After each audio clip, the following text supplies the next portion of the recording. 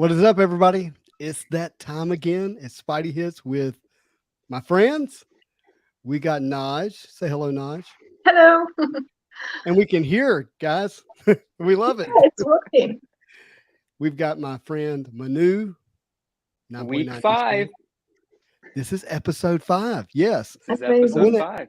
I went ahead and titled it episode 5. And we're going to talk about the title in a second. Nice. Yeah. Yes. And then my friend, Norn Rad, Sketch Card Hive, man of many names, many talents.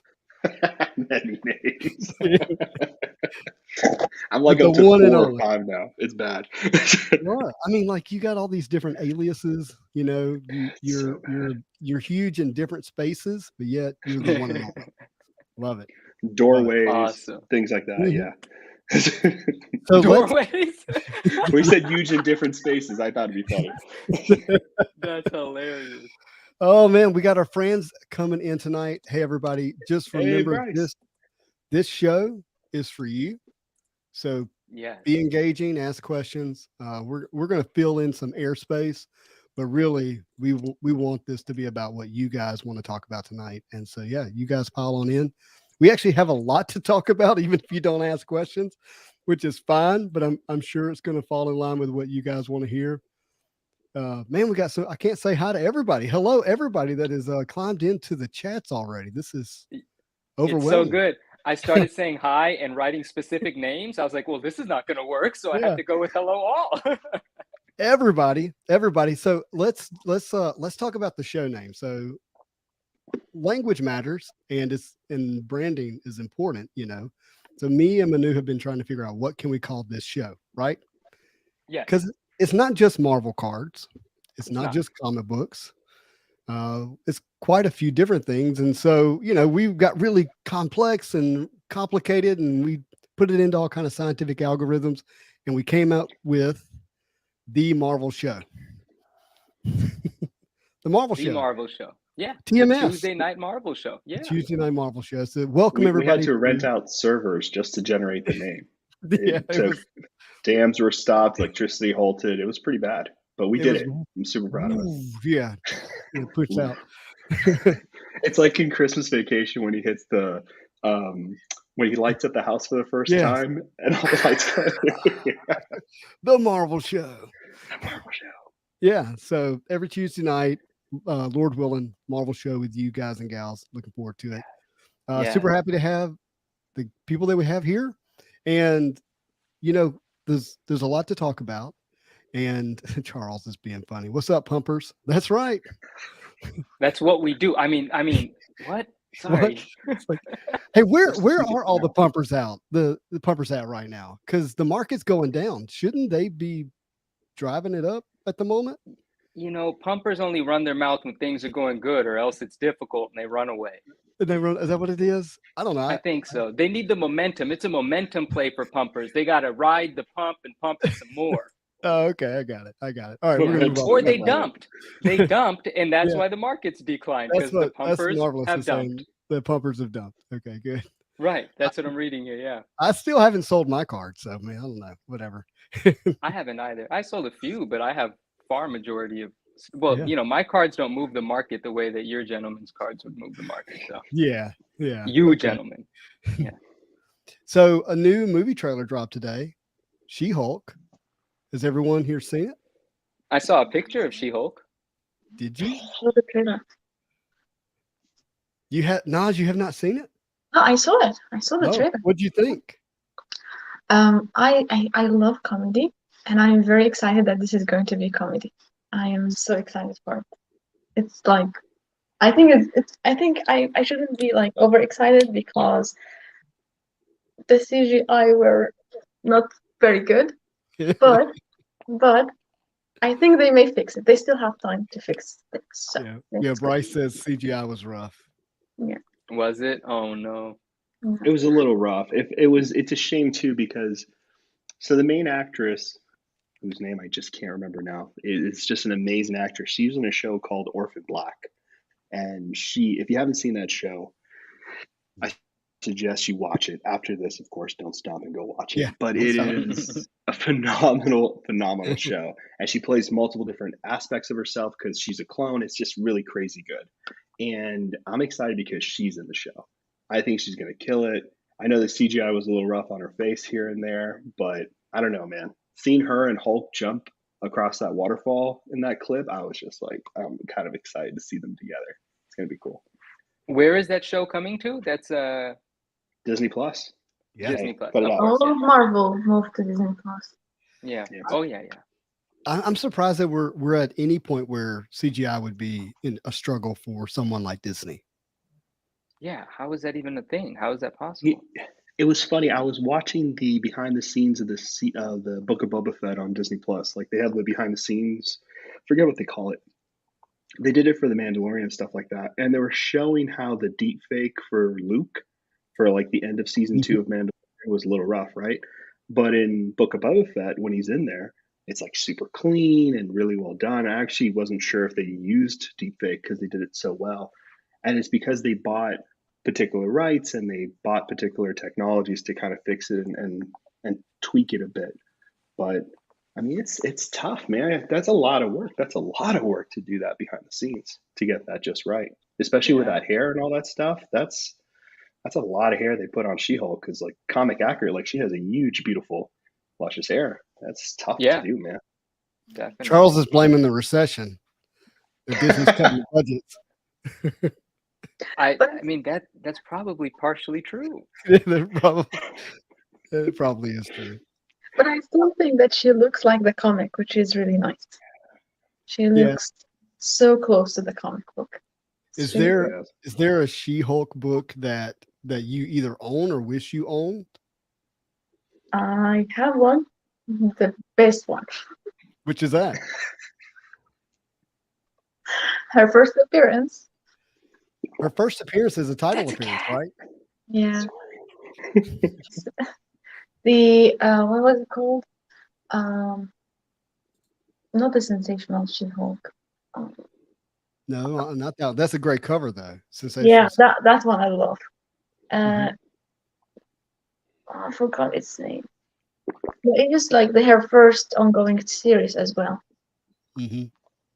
Yeah, I actually pulled that out of a lot last year, but it wasn't in great condition. It's probably like a 6.0 or something.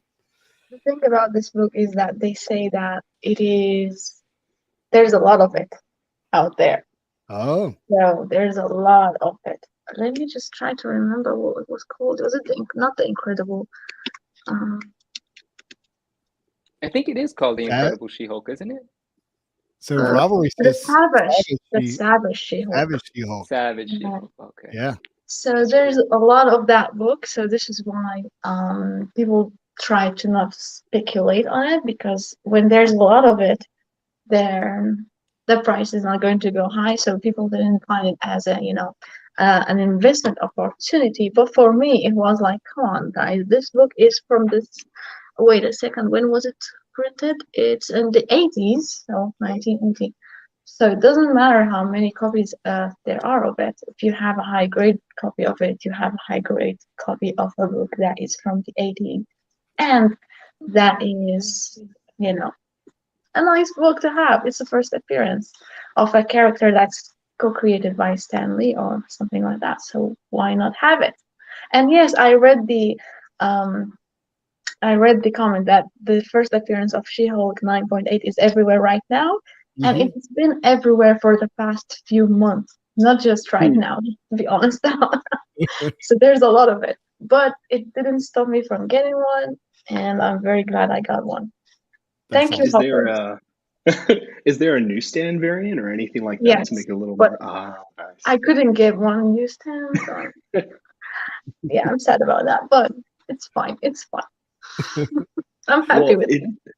So it's Stan Lee and John Buscema, right? Who were the creators of She-Hulk, I think it was. I have heard said that Stan Stan Lee was Lee. involved. I think Stan was Yeah, involved. Stan Lee for sure has to be. I wasn't sure if John B or whatever it was part John of it or B. not. John B, what do you got in that cup, Norm? Nothing. I need some of that, and I need the cat. For some reason, when the cat like is coming into your screen, it's not leaving my screen. I have a problem with that. I love It cats. needs to come Where's right my on cat? across. Hey, can Yeah. I don't even know what you're talking about. I don't own a cat, Hey, so I don't even know Naj, what can you're we Okay. do on. that thing where you give me your CGC sweater? Like, I reach for it. That's Yeah. an awesome sweater. Yeah. So let's talk about that real quick. How'd you get that? That's cool. Thank you, hoppers. So how I got that? I got that from CGC. They sent it to me. You know who doesn't have a CGC sweater? Sorry? This guy, Manu, does not have one. I don't have one. CGC don't mess with me, man. Actually, the only one I think who needs one is him. Is that He needs me? one. That's me? That's All me. right. I Well, think he needs you one. have to call them. You have to call CGC and make the demand because they listen when you talk. When I you will tell you request something. something, you get I it. will tell you something. I know you are so picky about the hoodies. Otherwise, I would have sent you this one. I swear. Oh, that's very sweet. And you know what's really nice about that is you're right. I'm quite particular, so I can appreciate that.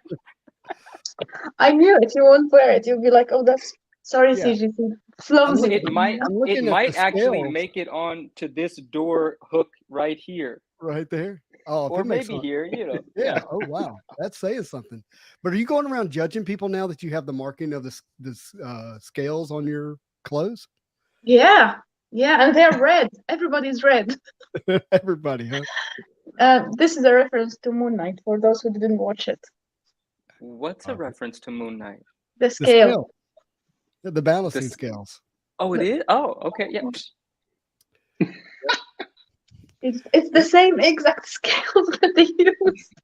I don't know if you know this. Yeah, It is the same exact ones. You're right. right? Oh, I'm like, that is. I'm not It's really imagining. close. Yeah. And It's red is very- not good. So we definitely have to congratulate Naj for winning that. But also, I saw a comment that was saying that Sketch's video today was terrific. And I have yet to watch that video, so I can't wait. But I'm sure it was. We're and I was gonna looking we're forward gonna to it. spoil it because we're gonna talk about it. Okay, good. Well, that's fine. I don't mind spoilers at all It's because still I'll gonna be still worth- watch it. Still gonna be worth listening. All right. So the Yeah. Dark Knight Jesse says, I'm wondering why everybody has a hoodie on. It's sitting 94 in Texas. Dude, it was 94 today, but it was cold up in the hobby room. So I didn't have it on when I came in because I did want to show y'all this. Like, take You a are look. just lucky, Dark Knight. Oh, that looks good. That's a good blue. Yeah. That goes with your eyes. Beautiful. Damn, that's Hello. perfect. Got Spidey Looks- Hits logo. Oh, I didn't see it. That looks really good. And here we go. Back. Killing it. That's cool. Perfect. That's cool.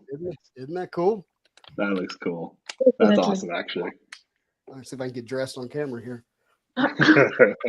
I look like a bum. That's why I put a hoodie on. I have a white nightshirt on. I just didn't want to look all Bigfooty on camera, so I put on a hoodie. I look like a bum. I didn't sleep This- yet. So. This is terrific. Oh, you pulled the all-nighter. It's a slumber party. We should have showed up in PJs. Well, essentially, hoodies are my PJs, but this is Hey, true. Ken- Everyone today is wearing a hoodie, and that's like my signature. I wear hoodies every day, all the time, and when it's too hot, I just don't leave the house. That's how I deal with it. So I always wear hoodies. That's Dude. awesome. I'm always dressed for the right occasion. Hoodies are for every day. My favorite shirt is my Nike hoodie T-shirt because it does get hot in Louisiana, but I can still rock the hoodie. I don't wear hoodies. I have 4. My own. Yeah. All of them, Also, including this one. I'm trying to look like Manu today with the hat, but check this out. Hat Squad. Oh, that's nice. Ooh, that's dope. Isn't that Damn, dope? that's cool. That's sick. Yes. Oh man. Oh, I'm That into looks it. so And it's cool. charcoal. I need some charcoal hats in my life. Yeah. That's good That's stuff. cool, man. That's dope. And in. charcoal hoodie. Yeah. We're rocking it. There's a synergy in this room right now. It's just working on many levels. All right. So question was posed today on Instagram by MK Sports. MK Sports. He's got a great IG account, even though it's sports related. He has a particular taste in sports cars, and I really like the focus that shows up in his IG account because he's a really cool collector. But he had this question, and I'm going to pull it up here on my phone so I don't butcher it here. because it's hard. It's easy to butcher stuff. He said, hobby poll, which card feature, and this applies to other collectibles, but we're thinking about Marvel cards here. Which card feature is most important to you? Aesthetics, rarity, iconicness, and or historical significance. Which is most important? And I think that rarity is often considered like the most important. And I would tell you, for someone who came into the hobby last year, that was what was on my mind initially. But after seeing his question today and then watching Noren's video, it has me thinking that that's not the case. But rather than hear what I think, I would like to hear what you guys think. What's more important, historical significance, the iconicism, rarity, or aesthetics? Who's taking it first? Well, I know Noren's answer because I watched this video. So Yeah, so I'll go last. You guys, I want to hear what you guys are gonna say. There's Yeah, not a right or Naj, wrong it's on answer, you. You've okay? got the floor. So don't feel like you're getting the wrong Well, answer here. I am very specific, I think, in this thing. I would say the historical significance is what's most important for me. Because when it comes to the comics, I mean, I don't know about cards, but now I'm searching for a card. I mean, I told you already, I am looking for a card to be my first card, which is graded, because I have actually maybe a couple of ungraded ones. But the historical significance would be like something more important to me than rarity, because when I'm collecting comics, I don't collect or focus on variants, which are more rare or limited edition, limited, in terms of numbers of prints. I like to get the ones that are more significant than that, like depends on the artist, the year of the book, when it was printed, if it was like, I don't have many. I'm not going to pretend that I have many Silver Age, but if I could get something Silver Age, first appearance of some character, definitely that is more important and more significant to me than a variant modern book, which are the same price, let's say. Yeah, So that would be my answer. love it. So Naj's answer is first, historical significance. What would be second in that group of criteria?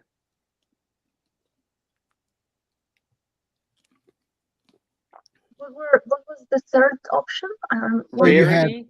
rarity and aesthetics, You had aesthetics and iconic. iconicness. I would go with iconic because I would love an iconic design. Mm-hmm. If it doesn't matter if it's everywhere, like the Savage She-Hulk, for example, number one, it's everywhere, but it has a historical significance and it is iconic. So I went with that, even though it's probably not a good idea to, think about it as an investment, but it is something I like. So I went with that. that's smart. Love I it. like that. Yeah, it's good. It's really good. Yeah, and it's weird too because like it is interesting, right? Because so much about Marvel collectibles, which is something we're all of us have like all these different aspects to Marvel collectibles and stuff like that. Is that it is very much an art form, right? Composition. You have all these kind of designs and stuff. So it is very much eye appeal, and I think when you're looking at collecting, eye appeal kind of like translates to iconic. You know what I mean? Like Hulk holding up the name. You know what I mean? Little things like that are just become so, no matter how many they are. Like I see variants of the Silver Surfer versus Thor cover. I think Surfer 4 or whatever number it Yeah, was. that's right. And it's just like you see that cover being redone over and over and over again because it has that kind of, like you said, Nash, the iconic kind of feel to it. Yeah. Exactly. And if you think about it, iconic covers are always a good investment on the long run. It doesn't matter. It is always going to be something that people would want to get, And I mean, maybe now this is off topic, but I talked about this before a long time ago. I don't remember where, to be honest. But the iconic panel, the most iconic panel of all time is the Batman slaving Robin. Probably. right? If you show that one to anybody who is not into comics, even my husband, he would realize that, oh, that's from a comic, you know? So that's how iconic it is. Yes. So this is just like an indication that for as long as it's going to be in the future, this is always going to be a panel that everybody will recognize, and it became part of pop culture. So that book, which was neglected for years and years and years, I think in 2005, suddenly had some value because it became iconic. So iconic things definitely has value on the long run, on the short run, forever. So that is definitely my second option, or second thing I would like. So historic value, then the iconic value for sure. Diamond. Oh, it's on me. Oh, Yeah. so Najee was one of beautiful, the, by the way. yes, Great job. yes, it Well, definitely was. And I, for me, like, are we gonna lump like emotional significance in with historical significance too? Because I move off of emotion, and that's not one of the criteria. If I don't love something, I don't care if it's iconic or if it looks good or anything. I still gotta love Well, it. if you don't mind, like for the domain of this conversation, let's do as a hobby as a whole, like what would serve Okay. most everyone. And I totally see where you're coming from and love and respect that. But I'm thinking like what response would serve most people? All right. So there was historical significance, right? Mhm. And we're Iconic. talking cards primarily.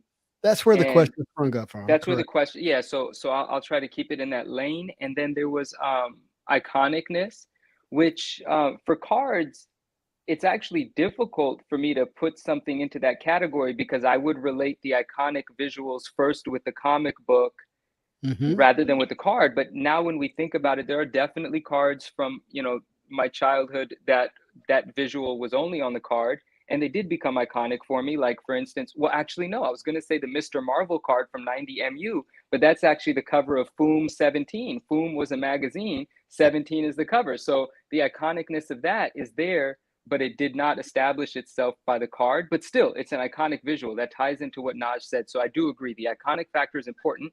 Rarity. I really love rarity, so I might rank that high, but it might not be one. And then aesthetics. Aesthetics is a really interesting one because for me to PC something, I do have to enjoy looking at it, but I could enjoy looking at it because it's rare and it gives me like a sense of satisfaction. So I enjoy looking at it. So I think iconicness is going to come first. Wow, that's even weird. I did not anticipate that to be my answer, but Mhm. for how I'm like assessing that word there, I think the iconicness of it will come first, then the rarity of it, then the aesthetics, and then at the end, I think I put historical value, historical significance. Yeah. I think I do. Yeah, I think that's how out of these four, the iconicness of it, the rarity of it, the aesthetics of it, Yeah. and then the historical significance. But you know what I will say? All of these are super important. Like, let's say there's a Yeah. list of 50 criteria. These are the top four criteria. So there's really, like you said, there's no wrong answer. We're just having a difficult time deciding which slot is the winner because it's that challenging of a question. They're all such good reasons to be into a particular card. Hmm. that's good. That was smart. So I think I can add something. So because as I told you, I am looking for a card now. I know that I shouldn't mention which cards I am looking at, but just to add up, like how I am searching for a card based on all the criteria that I mentioned. So my favorite cover of all time is Secret Wars 8. So I started thinking like, okay, it has a historical value. It has an iconic value, all of these things. So I am looking at eBay of some card that could have that. And then so many unique things appear to me, and some of them have like cut out of Secret Wars 8. So they were like, they have even the historic value because they are cut out of the actual book, and the actual panels are which year was it? 80 something. No, I forgot which year. But they have all that. They tick all the boxes. So 1984. yeah. Oh, Yeah, the it's clip Nintendo art 4. cards. Yes. Yeah. Yes, the Mm. comic clipping cards, right. So they And there have it all is. that. So this is for me now maybe something. I'm just looking for the panel now that I like because I have to like it. So there are a couple panels, but I don't like it. I'm looking now for that. So yeah, it is possible, I think, to have all these together in one card. Oh, I absolutely agree. It's definitely possible to have it all. It's possible to have it all and more in a lot of cards. Absolutely, absolutely agree. I'm like looking for the card for you, Naj, because there's one in my head that I Mm, used to have, and I would have just given it to you, but that's I'm looking for it. Justin knows which one I'm talking about. yeah, and that's kind of why I'm glad you said something because I had a thought that you actually Damn, might be able to get it by saying something. I So know somebody. Let me look. Norn, Let me ask. Oh, Norn, Oh, dang. you want to take a stab at this question in your video? It's just Yeah. so timely, in my opinion. Which feature is more important to you when it comes to the hobby, historical significance, iconicism, rarity, or aesthetics? I mean, I love Manu. I love Naj's answer. I love both of those answers. Like, and I also really like Manu. I love how you went from going to iconic to rarity, right? That was a clever idea because, like, the idea there is that those things kind of tie together so easily, right? Like, I thought that was really smart. I mean, so this is how I think about it, and this purely from, I guess, not purely from a card thing. So, okay, for instance, it's a little story. I I'm sorry to get onto Star Wars. I'm only doing it because I've been collecting Surfer for 10 plus years now, since I was a kid, and then And seriously went Norn, into you it. don't have to apologize. Disney owns Marvel and Star Wars, so this is like a cousin, and we allow Okay, family to come visit. all right. So then I have a DC story instead, Stop. and I'm just What the kidding. I'm heck? just kidding. Just joking. So so Mandalorian was coming out, huge bounty hunter fan, been a fan of Boba Fett for a long time, and I wanted kind of like a good guy Star Wars character to go after. Mandalorian comes out, I'm like, all right, I'm already collecting cards. I'm knee deep in surfers already, and I'm at the end of this journey. I'm just holding It's all these because he was cards. silver, the silver suit. Like, just be This, real. like I said, I have a type. So I was like, all right, I'm gonna go Mandalorian. Now, uh, one of the premier sets of Star Wars is called Masterworks. And one of the big artists in Star Wars is Carlos Caballero. I think I'm saying that correctly. He's also working on the Living set now. Super awesome artist, amazing guy, just really nice all around. And I always like it when the artists are actually like nice to fans as well, because then I feel even more confident buying their cards second market. And he did this series of Star Wars booklet sketch cards, and they're sketch cards about yay big, and they're booklets, right? They come in a booklet form. You have an image on either side. And he had about 35, 40. And his way he pursued that set of cards is that he decided to do the iconic moments for every Star Wars character. Mm.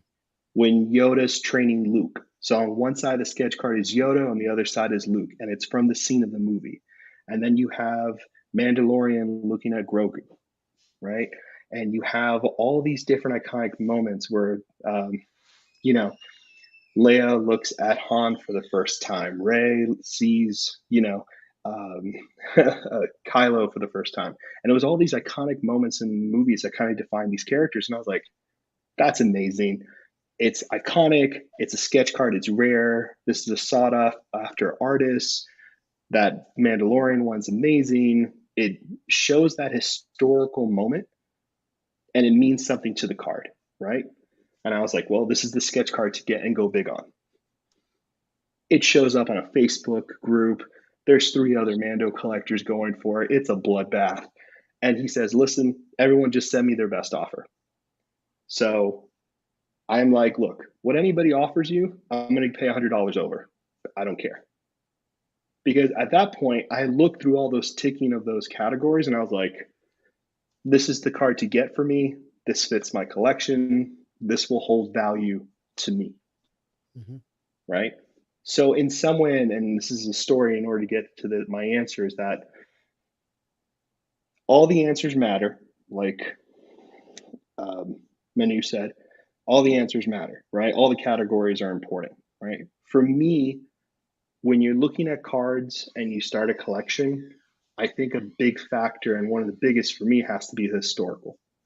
It has to have something. And again, my mentality is coming from this not only on numbered cards, right? If you look at numbered cards, you go the first type of insert for whatever card you're going for. The first one is relatively going to be more valuable than the later iterations, right? There's going to be tons of Spider-Mans in the retro, Flair Ultra, Metal Universe, right? There's going to be tons of stuff that stacks on top of each other. So you look at the first ones that kind of are iconic, right? It's the first Charizard that's iconic, not the 27th, 28th iteration of Charizard. It's the first, right? So for me, it goes historical, and then everything starts to follow underneath. At least that's how I've always pursued like my collections when I go very micro, and I'm like, okay, I'm not going to collect everything on the character. I'm going to grab the big historical pieces. That's usually how I curate like a collection when I go for stuff. Well, that sounds very smart. Yeah. Yeah, so I'll be quick. I think to protect, like if you're thinking about collecting, if you pursue historical significance, it creates a safety net in terms of, if you're overpaying, right? If you chase rarity, Naj, I love what you said about variant comic books, right? Just because something becomes 1 in 50 or 1 in 250, it doesn't necessarily mean it's going to carry value or appreciate long term if it doesn't have some type of historical significance or importance to the character or whatever.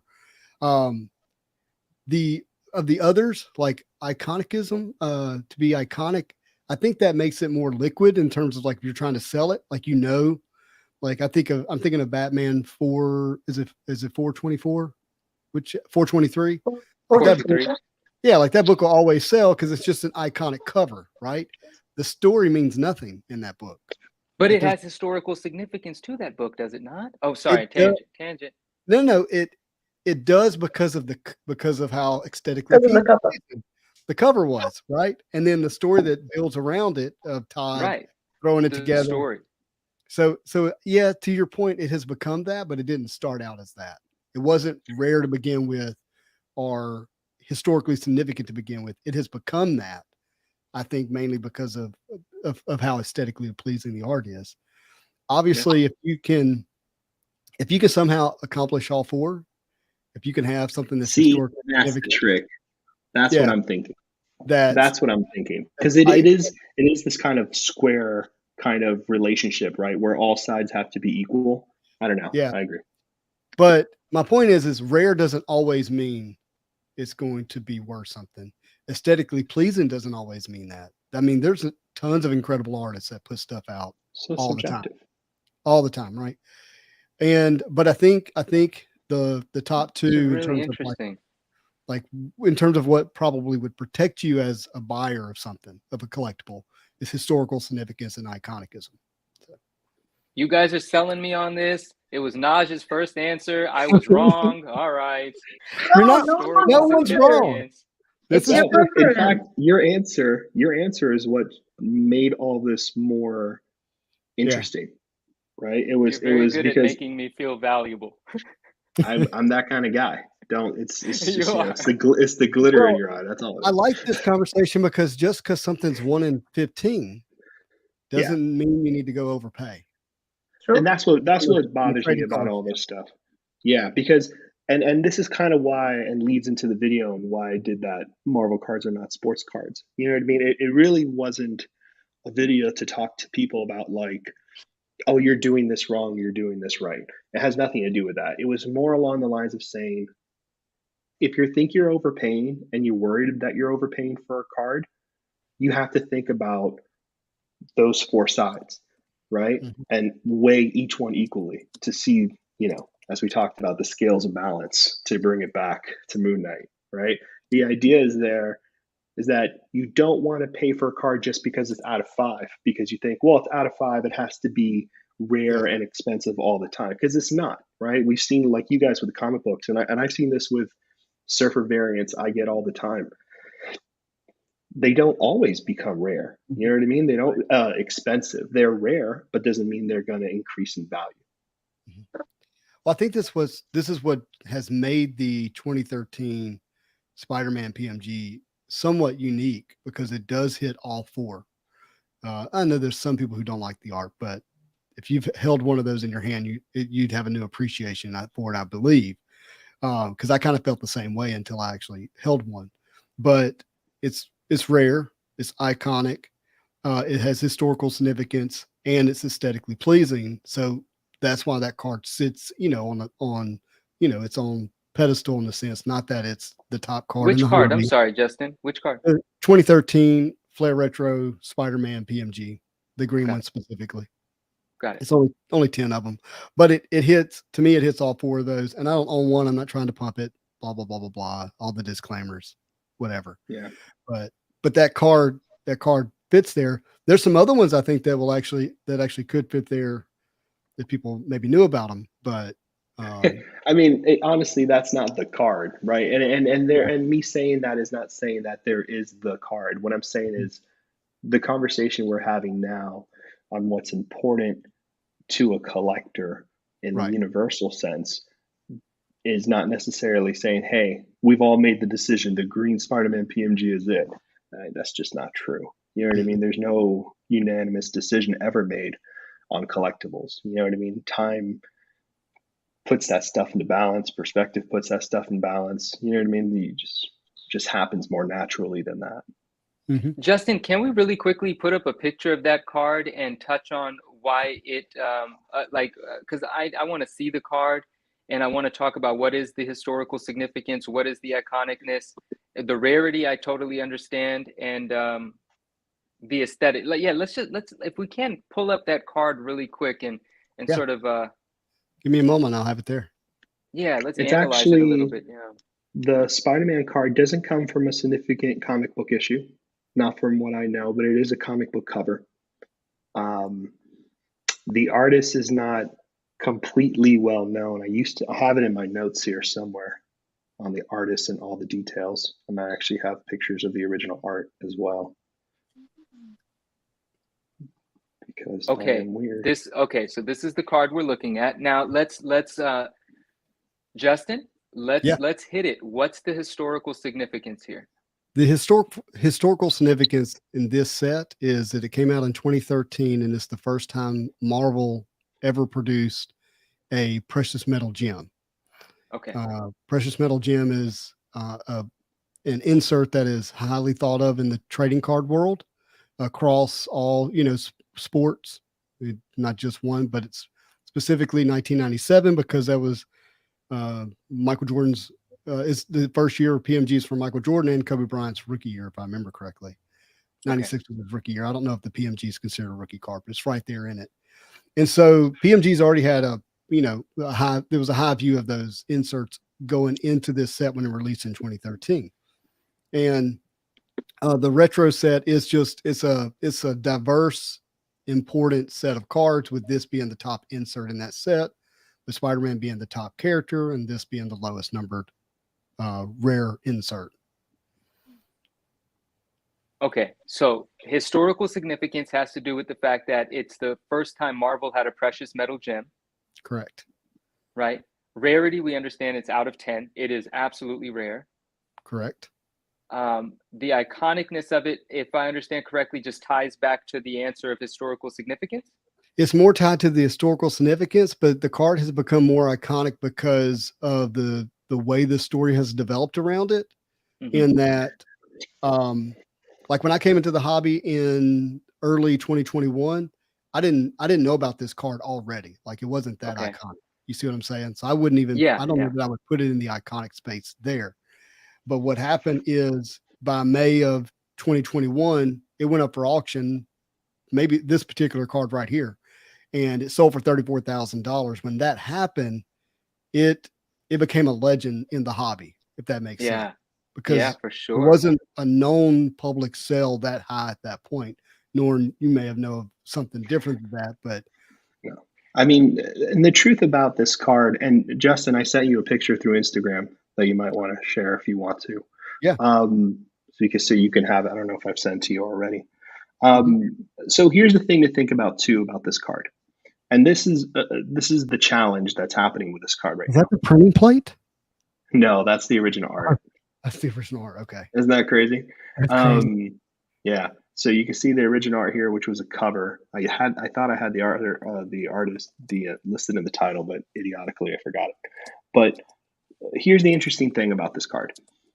This is considered a Grail card because of the audience that it brought into the Marvel card world. Is it a Grail card for Marvel card collectors who have been here since the beginning? No. Yes and no. Yes and no, I would say. And that's kind of the challenging part about this, right? Is that this card is not. There are better cards that are exemplify the word of Marvel, right? And Marvel cards in general. There are cards out there that are more historical. There's like what if I told let's do this. Let's do an exercise, right? You guys think of your wildest dream of what would be the most iconic Marvel card. What would be a card for Marvel that would be important to Marvel card collectors? And I'll tell you if it exists or not. Like if you could create it, like with using wildest dreams. Real but wildest dreams. You're in the 90s. You're making trading cards for the first time. Marvel's deciding to make them 1990. Yes, the set's been around. Don Russ was 1966. Comic Images, yada, yada, yada. 1990 was the first time Marvel started doing it. If you could invent a card in the 90s, remember, trading cards are new for Marvel. They're making them. They're doing holograms, all these type of inserts. What would be a Marvel card that would exemplify? Maybe I'm using the wrong word there. That would basically represent Marvel cards as like a Grail, right? If you can invent it, what would it be? It wouldn't be a PMG. That's a fact. But because cards exist and Marvel cards exist in the world of cards, the biggest card in the larger market of the sports world are PMGs. So when they did PMGs for Marvel cards for the first time, it became historically significant in that way. But let's just focus on what would be a great card for Marvel card collectors. Big card. This is such a difficult question to answer. I mean, maybe I'm misunderstanding the question, but I would say, like, let's say in the 90s out of MU, there was like a one-of-one Stan Lee signed Spider-Man card. Like, what if I told you there was a card pack pooled, only 100, Stan Lee drew Spider-Man and signed it? What year? 1998. In 98? Yeah. Oh, this one. Oh, Justin and I spoke about this. He told me about this one. Right. Yes. This is a hugely significant item. Yes. So what is this worth? What is this last sold for? What are we talking about here? See, now this is the tricky part. Right. Not a lot of people know this card exists. Yeah, like we're breaking rules talking about it. This is way more significant to me than a precious metal gem. And I don't mean to offend anybody, personally speaking. Like, this makes me feel all kinds of warm and fuzzy, where precious metal gem just makes me feel like we're chasing something rare and shiny. All right, I'm going to go get something. I'll be back. Okay. Oh, this is about to get good. Hey, yeah. So this is actually really hitting on it. I was with Eric and Julia Leadwall in California a few weeks ago, and we were having a conversation, and they were telling me that, hey, do you know the real reason why Marvel went bankrupt? And I haven't been able to fact check what I'm about to tell you. I'm just telling you what they told me. Okay. So these are the people who helped develop and write X-Men, the animated series. Okay. So they said, well, in 1996, 97, 98, we actually got to work with Stan Lee. We were in the same building as him. And while we were working with them, they had purchased a trading card company called Panini. Now, again, I don't know if they were correct, but that's what they were telling me. And they said that buying Panini, the trading card company, was actually what really sunk Marvel during that time. Not just the comic book sales dropped, was that the small company had reached up and bought this big company, and then they couldn't carry it, right? I'm telling you that to tell you this. Marvel then went bankrupt. Sales went down. So guess who has some time on their hands? Stan Lee. So guess what? Stan Lee and John Romita Sr. and Bill Sienkiewicz. Guess what they did? Oh.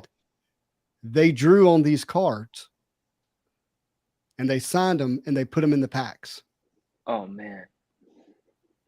They put them in the And packs. that was because the people who were making these cards were friends with a lot of these artists. Like the first 1990 set was drawn by the artists who were sitting around in Marvel drawing comic books at the time.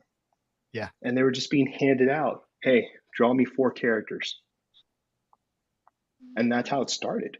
Like it's a OA. It's original art created for cards. Yep. And so they're pack pulled. Now, in the sense of iconic, they're not where they should be. And I can go on a little rant about, I'm sorry, just about people keeping it a secret and spending years kind of grabbing it before anybody else could, which is fine. Kudos to you. You have one. I don't. Congratulations. But it took a while for me to learn about this. And if it wasn't for a couple of good friends, I wouldn't even know about it. Because these cards came out after the crash of Marvel, really, and Marvel trading cards and after 96. But go ahead, Sketch. It's sad. Like, Naj, have you ever seen this card before? Of course not. It's crazy because, it's weird. So I'm definitely part of a bunch of different worlds in terms of like collectors who've been here for a long time, collectors who have always collected the things that I consider to be, I would trade quite a bit for, pay, live on the street for quite a bit to get. And it was very hard for me to become friends with a lot of these people, not the good ones, but the people who were, and the good ones is kind of hard to say. It's weird when you have hobbyists, right? Because I'm a hobbyist by nature as well, but I'm not, okay, this is mine, right? I'm not going to share what I have here. I've never been that type of person. And I understand that people get taken advantage of, which is what happened to a lot of these guys and ladies that kind of clamped them up and, they didn't want to share. Getting stuff taken from them out of, someone manipulating them. I mean, they have good reasons for why they keep these things secret. But let's talk more about that, Sketch. I'm having a hard time understanding. Why the difficulty is this. I don't understand the keeping it secret thing. You wouldn't, because how can I explain this? Every other card that's made, sports cards, TCG, even Star Wars to some degree, those cards that are made, and let's put Star Wars to the side for now. Sports cards, there's a lot of one-of-ones, right? There's a lot of rookie auto patches, right? Whatever they call them, I forget the acronym, RAP or whatever, RPAs. There's a lot of those cards out there, and they are very rare, and you never see them pop up, right? But you have variants of them, right? You have multiple iterations, a card out of 250, a card out of 50, a card out of 1 of 1, right? Marvel cards are more art than cards. They've only become more recently cards than art.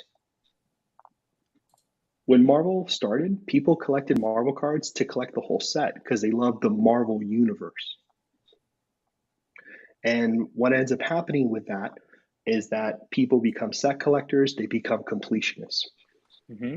When you get to sketch cards and you get to pack pulled autos, now you're looking at rarity. And unfortunately, a lot of this rarity comes from the fact that these artists are no longer around.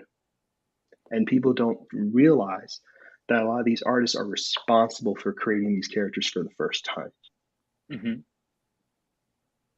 These are treasured items. These are seen as people keeping pages of history because they're art collectors. Here, you got Adam and Andy. I mean, that's a pack pulled Adam Kubert Spider-Man. I mean, like Ron Lim, your guy. John Romita, Ron Lim, who created Surfer. Bob I McLeod. have a sketch card from Wow, him. look at that Bob Constantly. McLeod with y'all Yeah. probably can't see how good that webbing is. If you hit Command Plus, it should zoom into the website and make That that a is a little more for good. us. Let's do here. Command. Whoop! Don't do that. So Norrin, yeah. So you're saying that Sorry. people regarded these as their precious treasures. I'm following. I'm still trying to come around to the psychology of I don't want anyone to know I have this. Is it just because like selfishly it's Less so competition. satisfying? Less competition. It has nothing to do with selfish. It's more about less competition. I can I don't snag these off understand. second market. I don't understand the competition because they own it, they have it, and it's one of one. And they So, won't. And yeah. so why not telling people, look what I have? That's not the nature of Marvel card collectors. So this They is have their group. Yeah.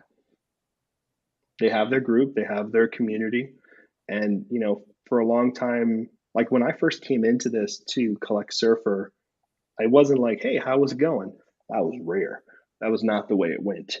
And this is not like a grudge, or I don't even think I'm telling anybody's secrets. I mean, look at all these websites. You guys can find this for yourself. You know what I mean? It's not like they don't Yeah, if want you to know share what these if you know what to cards. look for. Yeah.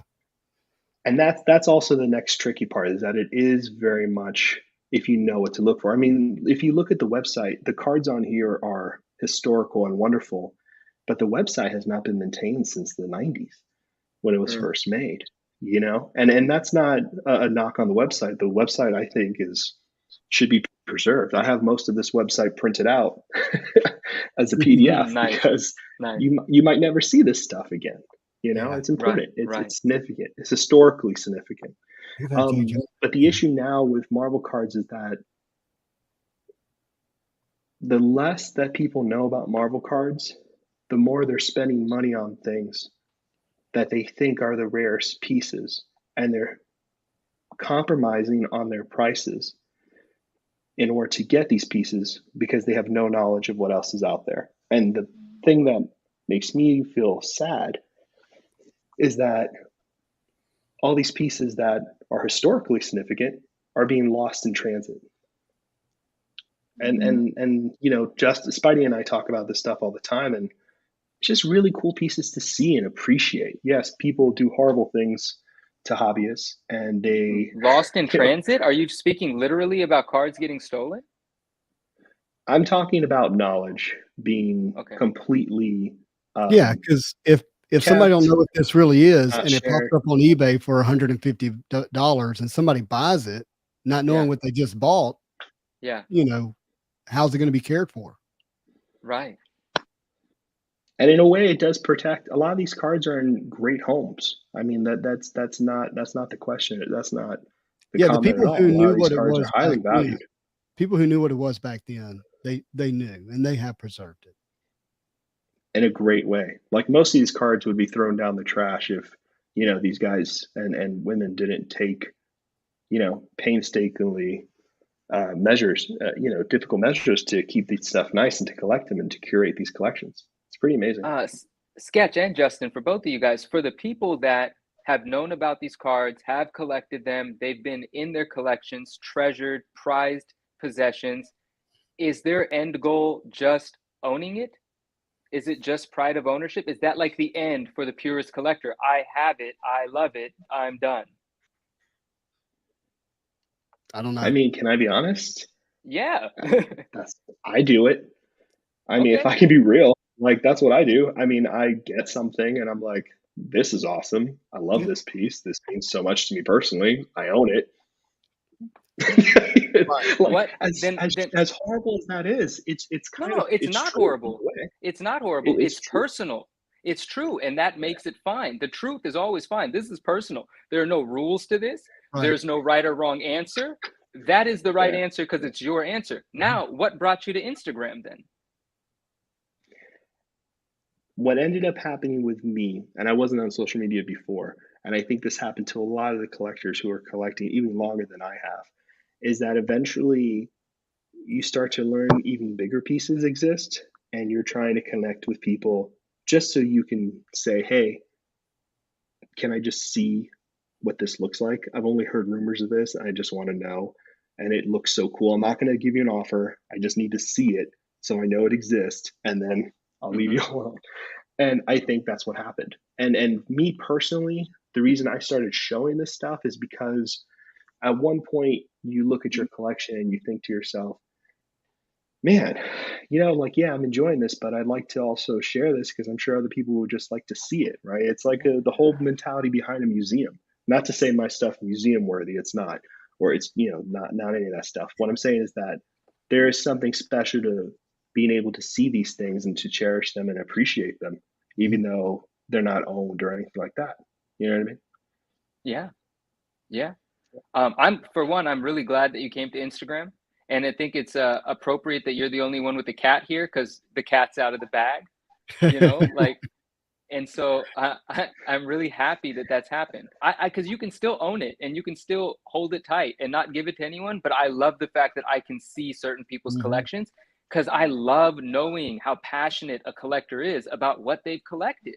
Like the story is spreading so much positivity and joy. It's one to share. And I'm very happy that more collectors have come out.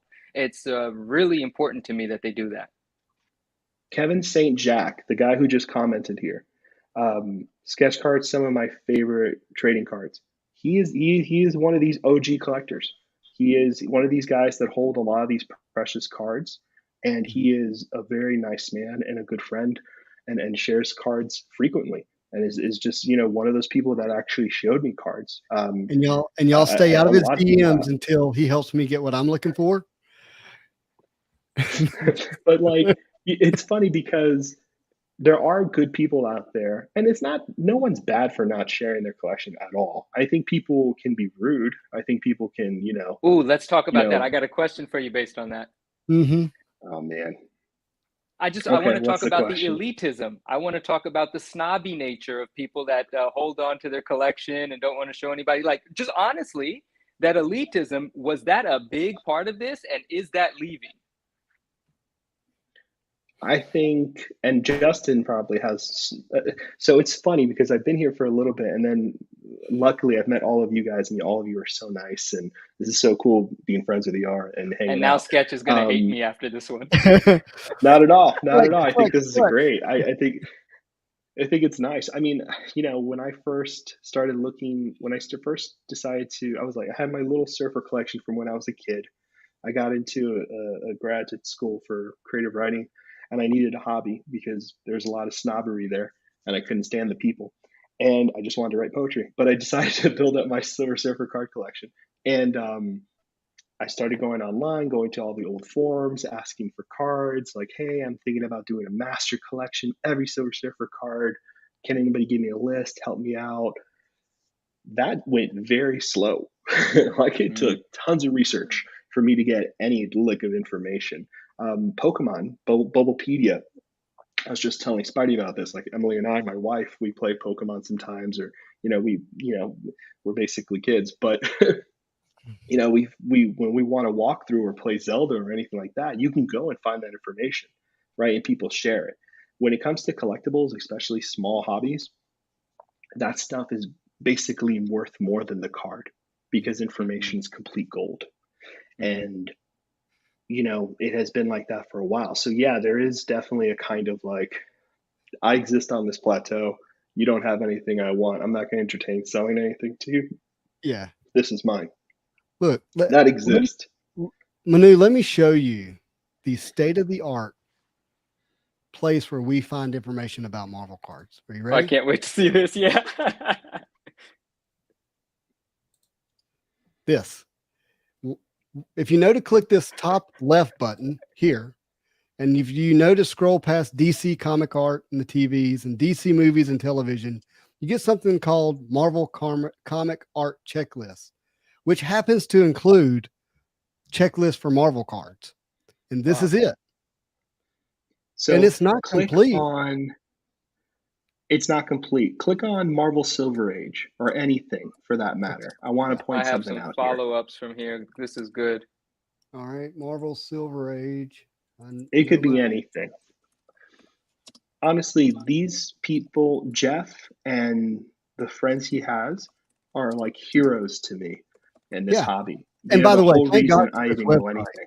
Yeah, thank God for this Yeah, website. so if you scroll This is down, if you not a scroll jack all on the way web. down to, yeah, it's not a jab on the website. It's just like it's so hard to find the site. If you look at the very bottom, it says contributors, and it gives you the names of those people. When I first got into this hobby, I had to search for those usernames on Yahoo groups.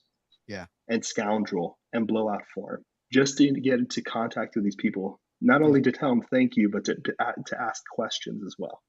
Like that's how I was doing research in the day to figure all this Down here, out. search words right here. And there's But tons of people who contributed to this list, and it's an amazing list. It's an amazing list. No, this is amazing. And to put a positive twist on the snobby thing, because I'm a snob. I'm a snob about a bunch of stuff, you know, but This nose I'm a didn't get snob, this big for nothing. right? But I'm the people snob, you know what I mean? Like I'm the people snob. you know, I'm but royalty the thing snob, is, baby. with that sort of like that pride of ownership, this is mine, you don't know about this is a special place. I really understand that as well, because there's also this like protecting something sacred, right? Like that's that fine line between a community appreciating and loving and knowing if I'm speaking to you about it and you're aware of it, you actually share a passion for this with me. And that's a small community. And then this thing happens when something becomes cool, when something becomes popular, mainstream, commercial. That is so bad for the purists. That's what everyone wants to avoid. When you're part of that inner group, when you establish the passion, you communicate the passion with one another. You know, you can show someone a card and they can feel that energy. And then the next thing you'll see is just people selling and trading them on eBay because they're worth something. That's heartbreaking for the person that spent 20 years curating a list like this on a website that doesn't look good at all, but the people that are there are not there to be pleased aesthetically by the website. They're not there for the website to get ad revenue. They're there for the information being shared by the passionate few. So I completely understand the significance of that, and I understand why you would guard against it being broken down in commercialism. But it's almost inevitable, right? Like if you are actually guarding something that's great, you're not going to be able to guard it forever. You just can't. And then you have to play this game of, especially if it's special, man. And especially like and anyway, that's all. I just wanted to voice that. Like, I totally understand the wanting to guard it. It makes a lot of sense, but I am also a proponent for it breaking out because there's a lot of fun to be had. And everybody that appreciates cards might not be, you know, devastatingly passionate about it, but there's still a lot of joy to be spread from these things. So I like that it's happening, but I definitely wanted to acknowledge the fact that I understand the sentiment of the core group of collectors who established all of this knowledge. We have to tip our hats to the core group, and you're a part of it. And we have to respect that. And we have to also be sympathetic towards the emotions there as this group, as this space becomes wider known and there's prettier images of it on the internet and people just trying to capitalize off of its popularity, which obviously has happened and will continue to. We do have to be sympathetic and empathetic with the people that established this and always show respect. And you know what? They may no longer be able to keep the gates, but they're the reason the gates exist. And so I definitely respect it and appreciate it. Yeah. Love it. Yeah, beautifully said. I feel the same way about it. Yeah. And I only bring up that site because I want to just show it in comparison to, say, a comic book site, which has, you know, up-to-date, relevant, very detailed information. I mean, you can go on for days here for people to be educated, you know, from a comic book standpoint. Oh, you got to be careful with this, Justin. You got to be careful what you're doing here. You got to... Very, very careful. But I'll say something like, Yeah, this website or the subscription to it, it's what happened to the comics community in a way that could be the reason why the cards community are trying to be very protected now. This website being very accessible to people who are just like buying anything that this app is telling them to buy and then just reselling it, causing the prices of the certain comics to go higher before some people could, who are collectors, could actually buy them, because these people just want to make like a quick money or of some sort. So probably this is what the cards community are trying to avoid. These flippers, to just come, buy and flip and leave. And we've seen them. We've seen them last year. And when you go to their accounts, they have so many different stuff, not just cards or comics. And then when they selling them, they just want to sell them. The way they ship them is horrible. So it's not like that they're being part of the hobby. The love isn't there, and Naj, it Exactly. becomes so apparent. Exactly. Yeah. Exactly. Like when I You am can, shipping a book, when I am shipping a book, I am really worried that something could happen to this book. Not because I'm going to refund the buyers, because I really care about the book. And it's heartbreaking if that happens. So for them, sometimes it's shipped without even boards. Horror stories. Horror Yeah. stories happen. That's an amazing point. You would refund the buyer. That's not the point. The point is you have something that you love and it's going to somebody that loves it, and it may be rare. There may be few and far between. And then you've ruined one, or whatever happened. It's your duty to protect it. It's not about the fact that you're going to refund it. Yeah. Exactly. It's so simple, especially if that book is older than you. Oh wow. Yeah. Yeah. That book survived all these That's years, heartbreaking. and then someone very careless, not understanding how significant this book is. I'm not talking about its significant value in terms of money or first appearance or anything. It's just a book that is in perfect condition, which is 30 something years old, and it survived all these years being read by people, and then someone just carelessly just ship it and then it's damaged. Yeah. The worst thing that could happen. It's awful. It's absolutely awful. And I love this discussion. This is like the discussion I've been waiting to have for like a year now on social I media love it. and video chat. This is great. I 100% this is what it is. It is very much about the passion and love of the hobby. When I see companies not knowing what a card is when they grade it, or sellers, looking at cards and saying, "Oh, this is the first card of this," and they're just boldface lying, Just or when I wrong. watch Yeah. a video, just wrong, or they're like, "Hey, this is a pack pooled 1992 Marvel Masterpieces Joe Jusko auto," and I'm like, "Those don't even exist. Some guy just sold you that, and you bought that story." No, it happened on Millie Pops. Oh We've no. talked to them. Yeah, it was awful. And and it's not even their fault, right? It's the fault of, I think, the Marvel card community. And that's the honest truth. Yes, we're trying to protect us from having exactly what Naj beautifully said, and what you said, Manu. Like, we're trying to protect the hobby from people like that, but the issue becomes that when you protect that treasure to that length, it's just going to sink to the bottom of the ocean, never to be found. And that's not protecting something. That's simply just hiding it away until the inevitable happens, right? I think it's more important to have this knowledge available, make it historical so that other people, let's say, for instance, someone comes into the hobby who has a lot of money, right? But they have the ability, like, for instance, there's a gentleman who's a good friend who we call Mr. Fuxum, FUXM, Fleer Ultra X-Men, the 2017 set. Can It's we a just stupid ass movie. let's just do it again. I Let's know. just say it again. It's No, but we should though. I'll It's say it worth again. saying. We should, just to clarify. Fuxum. I said it. Okay, it's the great way to get away around the censor. I'm proud of it. I'm happy about it. Yeah, So you're not muted this yet. guy, close. This guy basically bought 70% of the print run for Fleer Ultra X-Men. 70%. Put that in your head for a second. 70% of the print run exists in this gentleman's home. Over 50% of the one of ones, doubles of every card, even ones out of 5 and 10s, things that cannot be found by people because this gentleman owns this collection. Now, We interviewed him on the Marvel Card Collectors podcast. When he was young, he didn't have the money to buy the set. When he came out in 2017, he did. He built a giant safe house for the set to keep it pristine. As insane as this sounds, he keeps it all viewable on ePack. He does trades. He curates the collection, and it can be seen, right?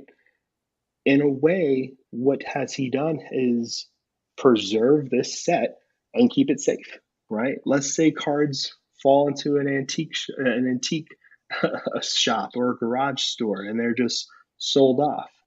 You know what I mean? If nobody knows what they are, they just go straight into the trash.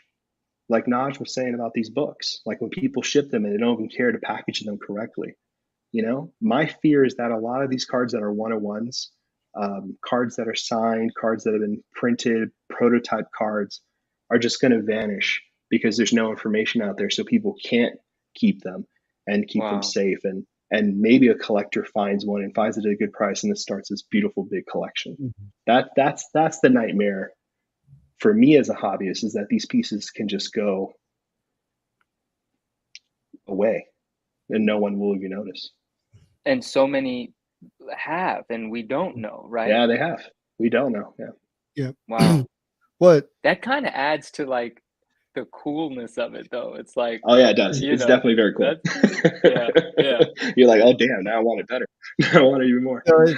I tell you the thing that I haven't been able to really digest is, and maybe it's just me in my own little space where I live, that this information or this knowledge would exist about this hobby and these cards, and that there would be this thought of, hey, we need to control to some degree who knows about it because we can't trust what people are going to do with it. And I don't know that we get to decide that. I don't think that's actually how you gatekeep personally. I think the way you keep the gape is you help build a culture, and you make sure you're a part of, creating a culture that, that loves people, that, encourages people to collect the way they want to collect, to spend their money the way they want to spend, to sell how they want to sell, and not having a culture that says, oh, you can only do it this way, no matter what. Or you can't have the information because we don't like what you would do with it. I can't sign up for that because I just don't think that's healthy overall. I bring up Key Collector, not because I think that that's the way it needs to happen, because I understand the way they kind of, maybe pump up the markets and that kind of stuff and drive information.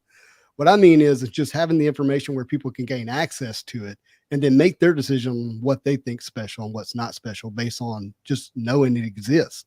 I missed out on a card last night, thanks to my buddy Keith, who even made me aware of it, that I was like, man, why haven't I seen this card? This art is amazing. Like, I've been looking at this every minute of every day for the last year and a half, and I hadn't seen it. And, it went for $1,142 or something like that.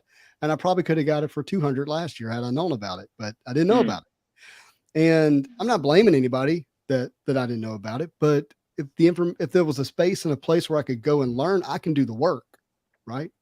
To go discover it. And I would just love for that service to be available to people. Like if tonight Naj is like, man, I really like talking about Marvel cards. I really want to get into that.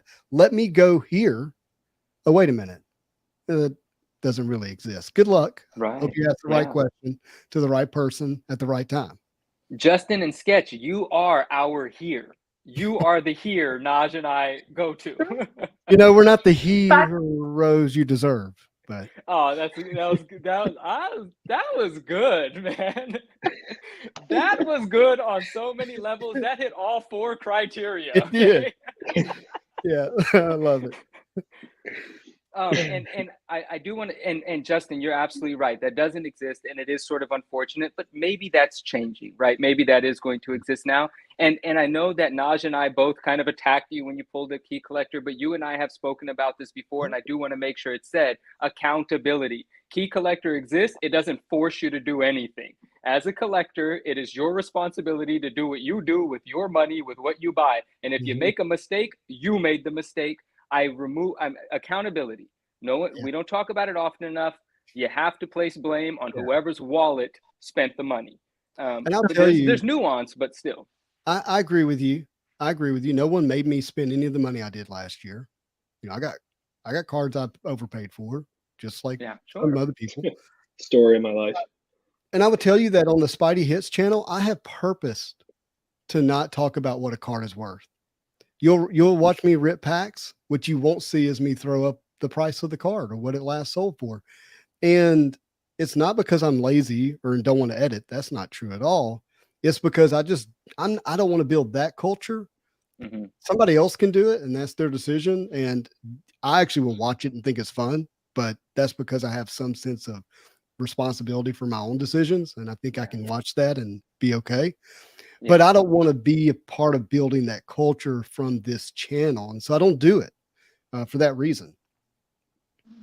I respect that, man. I really do.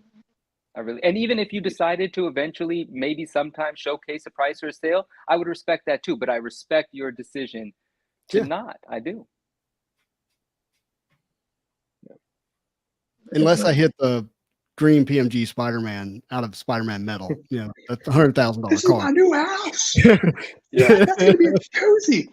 I hope you do. I hope you do. I hope you do. Yeah. Yes, I do hope you do. Fun. Yeah. Oh, that's gonna be fun, man. Oh, we're gonna do so many fun things when those boxes start coming out. That's gonna be crazy. Hey, That's so gonna be am I awesome. going to be able to buy one of the boxes from one of you two? Like, can I pay somebody now? Can I pre-order already? Like, who do I pay right now I don't to have make sure I anything. have boxes? I I cannot don't have commit to anything. getting you a box. Okay. And the only reason I can't is because I've had so many people ask me, and I've already told them no. It wouldn't be Gotcha. fair for me to put you up to the top of the list. Another question though. some of 'em are How do fun. we buy a box? How is possible to get one? So I'll help you guys out if I can. I have a local card shop here Mhm. that I Oh, so asked it's like if they're from gonna have local any shops. boxes. Mm, Unfortunately, what's happening right now with these boxes is that they're selling them through these big dealers like Dave and Adams, Steel City, all these kind of places. And the issue that's happening right now because Marvel doesn't have a lot of cards, and the audience got really big really fast. So the well is drying really quickly. Yeah. And Spider-Man Metal was released pre-order wise at a time where everybody was foaming at the mouth for these cards. Are they only released in the US? That's the issue. So the best thing for you to do, Naj, it is a US only release. If I find an extra box, I'll mail it to you, obviously. But Sorry the best about it. thing to do, Not going to and you be can there. you no, Gingy uses my address for EPAC to ship things. So, and I do it for Retroverse too. So what you do is you can go to Upper Deck EPAC, which will come out, the product will come up on EPAC probably like 3 to 4 months after the physical release. And you can buy a box there, most definitely Still the first day it's released. And it's all physical, at least it should be. So, you know, you'll have like a box. You won't have like a physical box unless I find you something, or, you know, Spidey does or somebody does. But EPAC, upperdeckEPAC.com is a really good place for that. Even us in the US who can't get boxes will use EPAC to get boxes, because otherwise it's impossible. Like I don't know if I Manu, want I don't even have boxes personally. I didn't get any pre-orders. I can't tell you how many I got. No, good. You were talking, man. I remember being in the back and Spidey's calling me up and goes, "Okay, I'm going to do this. Are we ready to do this?" I was like, "Yes, let's do this." Yeah, So he was like, "All right, I'm going to buy it. I'm going to get on top of it." I went in hard on Spider-Man metal boxes because you have to realize for me is this is the first Spider-Man centric set that's released since I've been back collecting at this level. Right. So this is a big moment for me. I mean, I was excited about X-Men metal. I bought 19 boxes. Spider-Man metal, I'm at 45 boxes. Let's take a second. You said it casually. Not everyone knows what that means. You are up to 45 boxes claimed for yourself. we're gonna put it out there. What's the price per box? What are you averaging? What's your cost here? I'm at about 280 a box, 290 That's a box. pretty good compared Mhm. to what we saw the Dutch auction prices last, five Yeah. something. Yeah. So Fantastic, man. yeah, That's really and good. look, I'll do this. So when I was buying in September, people were still butthurt over X-Men Metal, and we're Mhm. thinking that Spider-Man Metal is going to be the same way. So, now we know, and of the 45, 42 of those boxes were purchased before Upper Deck came out and said they redid everything to be what it is now. Okay. Wow, dude. Wow. And so, yeah, like, so I went in hard. I don't want to open all the boxes, but I want to have enough to open. I'm like, okay, I'm done. You're And gonna have still, such a great time, dude. I'm so happy for you. That's so awesome. And that's yeah. not where it's gonna stop. That's what you have so far. Yeah, there's a couple of other outlets I'm looking at as a possibility, and if that happens, I want to do some cool things with it in terms of friends and things like that. I look, here's what you know. I'm going to open it and I'm going to share it. It's going to be on video, Heck yeah, it is. and I'm hoping to spread it out through some time. And a few of these boxes will be saved for my 12 breaks of Christmas. So those things will Oh, happen. nice. That's smart. Yeah, so I'm really excited about what it means for the channel, what it means for Spidey hits. I mean, look, what do we want to hit? We hit Yeah, Spidey. true. Right? Yeah, man. True. I'm working on this whole thing where I go, Hey, that came out of the screen at me.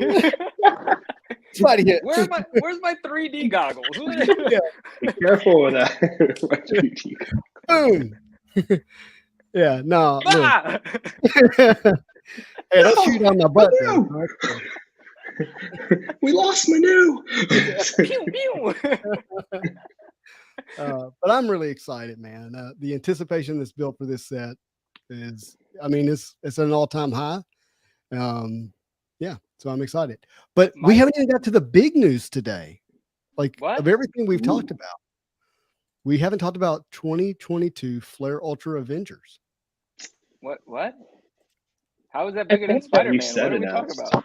What? This New is set was announced today. New set was announced today. Oh, I saw this all over your story. Yeah, you were promoting the heck out of it. Yeah, I was being quick so everybody could get on the jump, know about it. Nice. So Norn, I only know what I've read here. Norn, you may have some more insight, but I think the thing for people to know initially about Flare Ultra Avengers, it feels a lot like Flare Ultra Spider-Man, which came out in 2018, right? 2017, sorry. What am I talking about? 2017. Excellent. And this is one of what Upper Deck would call its premier releases, meaning one of its top end, high end releases. Okay. And here's some of the art in it. So it's got original art. And Norn, I can't see you because I'm on this screen, but I want you to talk at any point. Yeah, so like that art is by Tom Fleming, who worked on some of the original Flare Ultra art on the original Marvel cards. So he's been around for a long time, an amazing artist, super nice guy as well. And this is a 90 card base set of all original art. And a lot of the artists who are going to be on the set are artists who have been around for quite a bit. So a lot of legacy artists, I would say. You have animation cells, you have some really cool different type of cards as well that we haven't seen a lot. That's Tom Morgan. He worked on some of the cards from the 1990 set. Yeah. Ultra Power. I haven't seen this yet. I haven't seen an example of that card. But no, not that one. Looks really good. This is a medallion.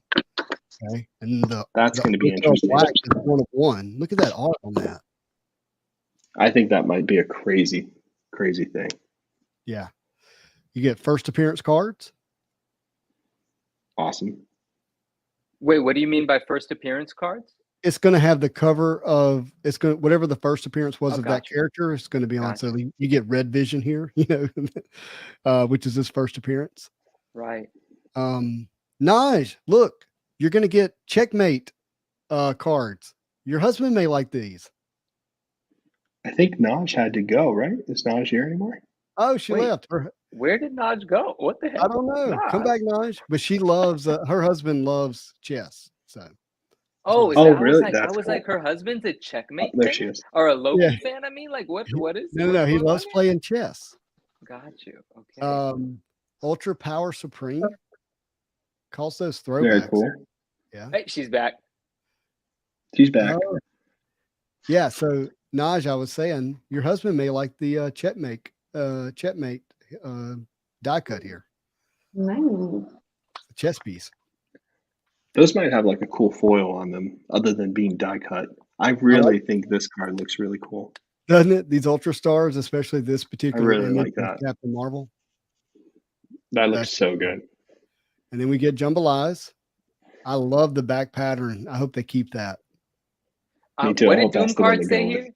He said the font feels uninspiring. I want to see which font he's talking. Oh, the background one. I don't like it either. The background one. Let's see. We're at. So he's talking about the 22 Flair Ultra. So if you go to the very top of the page, Let's criticize some stuff. I'm always good. I'm always up for that. Where is it? you can The- see where there's 22 Flair Ultra and that kind of that crown. You know what I mean? That kind of that kind of On text. top Where of the Avengers. bottom is a little bit more. Yeah, I mean That curved text, that's their actual thing they're going with for the card? You I know, don't- this is Yeah, see something it here. that See it in the bottom right hand corner on the card. So that's what it looks like it's on the going to card. fit. So when you look at the original Flair Ultra Spider-Man cards from back in the day and the X-Men, it had that webbing kind of effect where it was like drooping off a web, right? So if you look at those original cards, and I think that's what they're trying to get here. I don't think it really works, It looks but better the on big some than issue, Yeah. I think the issue is there is that they can't change the Avengers logo because of copyright issues. Right. You see what I mean? Yeah. So I think that's the big issue. It's interesting. It does. I mean, you know, it's a small part of the visual reference of the card, but I do appreciate Doom Card bringing that up because they don't necessarily pair well together. That top font on top of Avengers, it looks a little I slapped don't on. like it So either. I can appreciate that comment. Yeah, I don't like it either at all. To be I'm not a honest, fan of that. I don't think you'll like what I'm going to say. Uh-oh. I didn't like Say any of it. these cars. Oh! I thought you meant I wouldn't like it. You mean they wouldn't like it? Nobody I don't have would like trouble what hearing that from you. I didn't like any of these cards. The only card I may like this one, the Marvel stamp, value stamp. I like it because it has some value to it. It's the Marvel value stamp. I don't know from which book it is. Does it say? It doesn't say from which book is this one. That is pretty cool. The stamp is Yeah. pretty cool.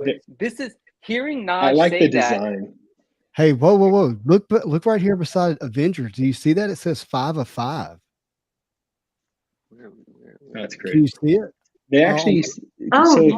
Oh yeah, I do see it. On the Yeah. right hand side of Avengers, Mhm. Yeah. it says 5 of 5 like it's numbered, which would make sense because they didn't, getting these value stamps are not easy, right? No.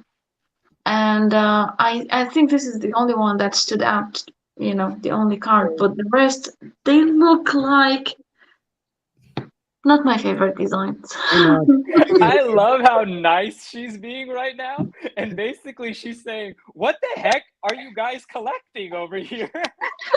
Hey, Naj, do me a favor. Can you Sorry. explain to our Marvel card guys who maybe not into comics what a Marvel value stamp is? Oh, the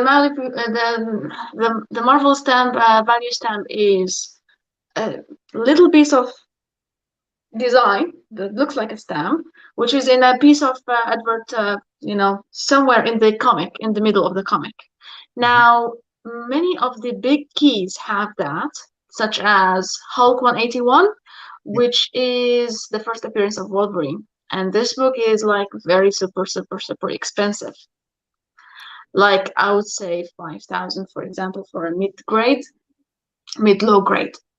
And if it's missing the value stamp because people used to, there are hundreds of it, so there are 100 Marvel value stamp, different designs each, and they're numbered. So this one you can say it says VS20. So this means it's the stamp value stamp number 20.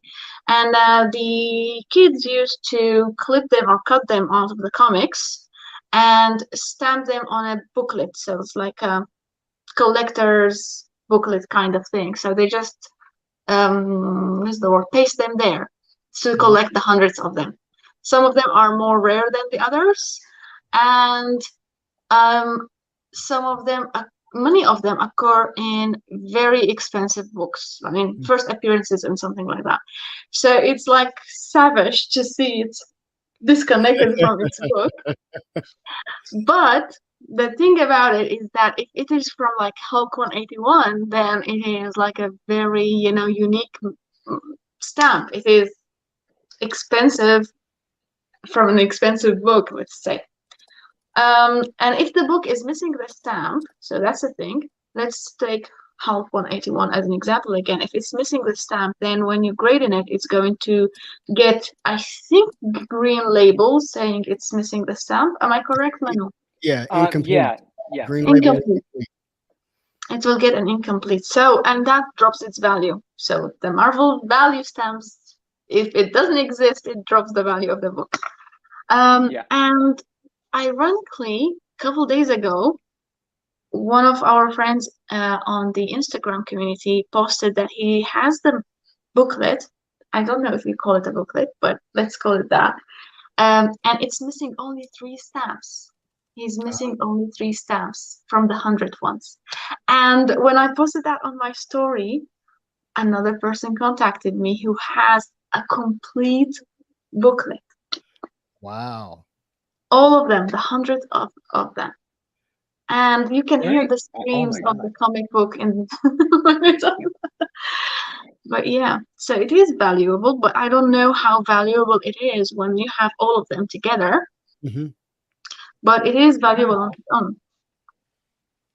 It is very, very, very unique, very historic. And I would think that when they have it on a card, that's because it's from a very important big book. Like they won't just have a random one. So I'm not an expert, so I can't tell you number 20 from which book it comes, but this is a beautiful one. I like it. Yeah, and I think that it's going to be really cool because let's say they have one from an important book. What it took to get that value stamp was not easy for Upper Deck. Like if they bought the book to cut it up, like that's true. They may have it there. Like, hey, did AF-15 have a value stamp? No. Okay. Because if it did, it might would have been.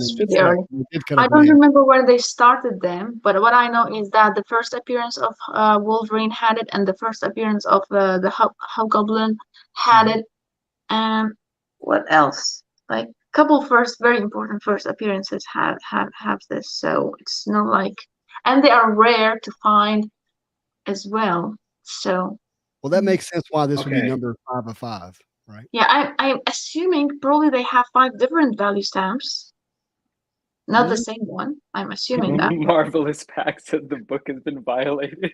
Yeah, that's right. It doesn't make sense. Well, I just want to say real quick that Nosh, I had no idea that existed. That is freaking awesome. And this is a huge thing that I was saying in my video is that, if there's no Marvel background, right? People treat Marvel cards like sports cards or TCG, right? Like I had no idea what the value. I knew I liked this card from all the other ones because it's very design heavy. And I thought it was really beautiful placement and I love the retro font and I like all that stuff. But I had no idea of the significance or the whole backstory to all of that. And this is my favorite insert of the whole set now. Thank you for. I had no idea. Awesome. I think if the collectors are not aware that this is actually a cutout of a comic book. It is not a stamp for an envelope. No, it's a cutout of a comic book and most likely a big key. This is why they have it there, that they can't. It's not just a random. The word stamp can be misleading, and so it's important to understand. Like Naj is saying that they had to damage a book to be able to give you this insert, right? And True. That's so very cool. true. love it. What is Valor saying here? Oh, sorry. This one? Yeah, but first I want to acknowledge how amazing that was that Naj, you just went into that explanation and you changed some of Sketch's world. Like that's so I had no awesome. idea. That was awesome. Seriously, Yeah, no that's clue. incredible. That was. I'm like a I huge. I'm I probably feel gonna great hunt that down these now. I'm like It's super. not- I not feel just very that, grateful that I actually- was able to pay you back a little bit because I was learning a lot today. So I'm very This happy is being awesome. able to pay it forward. we got Thank people in you. the chat who's having their minds blown by it. And you were still saying, Manu, anything else? That seems Valor says that seems like an homage to the stamp. The art is too modern for what they were at the time. And that's actually a good point. I don't So- know what value stamp this is. Is this an actual stamp or is this I will just a tell card you with that more than likely this is a rendering for what a value stamp card would look like. So got it. Oftentimes with these releases, they don't actually give us the actual art that we're going to find, or the actual card that we're going to find. And Got it. because of what Naj beautifully described for the value stamp would explain why they're not giving us that. Somebody gave us a clever rendering of what it looked like, and well, Valor, that's who's a true. comic genius as well, says, look, that Iron Man right there came out in 2001. There's no value stamps anymore, so that can't be that. Well, I just Googled it very quickly, and the Iron Man value stamp, Marvel value stamp, is different than this design, and this is true. It's totally modern rendering. And the funny thing is, the Marvel value stamp of Iron Man is number 15, and this is number 20. Interesting. Yeah. So Oh, I there's don't a know. Maybe circle. it's just there's something else to learn about this one. Probably there is a lot to learn still about this one. Only there was somebody to open up boxes so we can find them. We know one person. Yeah, Oliver's right. That's a stock image, not the actual stamp. And again, I think it's they're not actually showing us what we're going to get here. Yes, I mean, I have high hopes that it's going to be the actual one. I have high hopes of that. For sure. It's I- only fair There's a because they say 5 out of 5, so maybe they have 5 different ones. Maybe they are. I'm hoping they're the real deal. And There's a surfer. I'm so mad. There's a surfer. Surfer I have to values. go find Yeah. it and Back to buy the it. designs I'm of the so mad. cards. I So mad. Now I have to buy it. I give you This I is give what you the happens. mic. It's your turn. whose turn? Naj. I Your don't turn. want to say anything negative because it's too easy for me to do that. So I'm going to let you keep on destroying these cards. I don't understand. I don't understand. I mean, I don't know. I don't know what they were thinking. I think they could design better. Listen, all right. I'm sorry. I cannot because I have lots of negativity to spread, and I think it's not a good No, time. Naj, I appreciate it. And you know what? We shouldn't be looking at a new set of cards and just saying everything's amazing because it's a new set of cards, right? We appreciate art and we're critical people and we have sophisticated collecting habits. We're supposed to tear these things apart. We're supposed to say, why is that amazing? Why am I supposed to bend over backwards thinking that's incredible artwork if it doesn't look great? We are supposed to have those conversations, and I really appreciate you having them. Like a card like a jambalaya, that's a polarizing card. You're either going to love it or you're going to hate it. There's no in between about a card cut this way that looks like that. And Yeah, it's important to have that I hate it. conversation. The Sorry, conversation is part of the can I fun, use so I'm this? really happy. I hate it. No, I hate the it's background. I hate the font on the background. The shape is okay, but the placement is incorrect. And I am sorry, this is what I do for a living. I teach design, and I talk Yeah. about this every day. Like, I mean, jambalaya is a Louisiana word, right? Where I live. sorry? Uh-oh, we got to stop. Jambalaya is a Louisiana word where I live. Like it's But what Naj is pointing out is exactly what we're what Naj is pointing out though is exactly what we're talking about. Jambalaya doesn't mean anything to a Marvel comic book collector. You know what I mean? Like they don't understand. No, but it's like a the sports history. card insert. Exactly. So like I think, and hopefully this is not off topic, but like I'm not super impressed by the designs of this. I will say that a lot of times when it comes to Marvel cards, especially with Upper Deck, the pictures they put on the sell sheets never match up to the quality and the I hope hologram. that. I hope It that. really, I will say, even when you look at the Fleer Ultra Spider-Man 2017 cards and you look at those images on the sell sheet, they don't look great. But when you have them in hand, they're great. What Upper Deck needs to be doing is doing videos where they do a 360 of the card, so you can really see the foiling and so forth. So 100%, I'm agreeing with Yeah. you. But I do think that Marvel cards need to be, and this is something I want Upper Deck to do. I think we need to step away from just making sports card echoes. I think it needs to keep moving. The value stamp thing is a great way to bring That's in like awesome.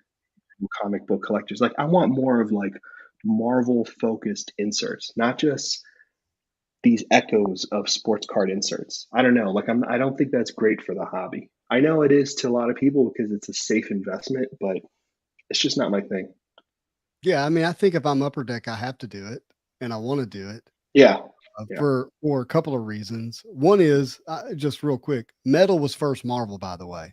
1995 Marvel Metal was predates anything sports metal. So It's I so feel, cool to learn that from you last time. yeah, I feel like That was fun. it belongs to us, and I want to keep metal. I love metal and whatever, right? That's just me.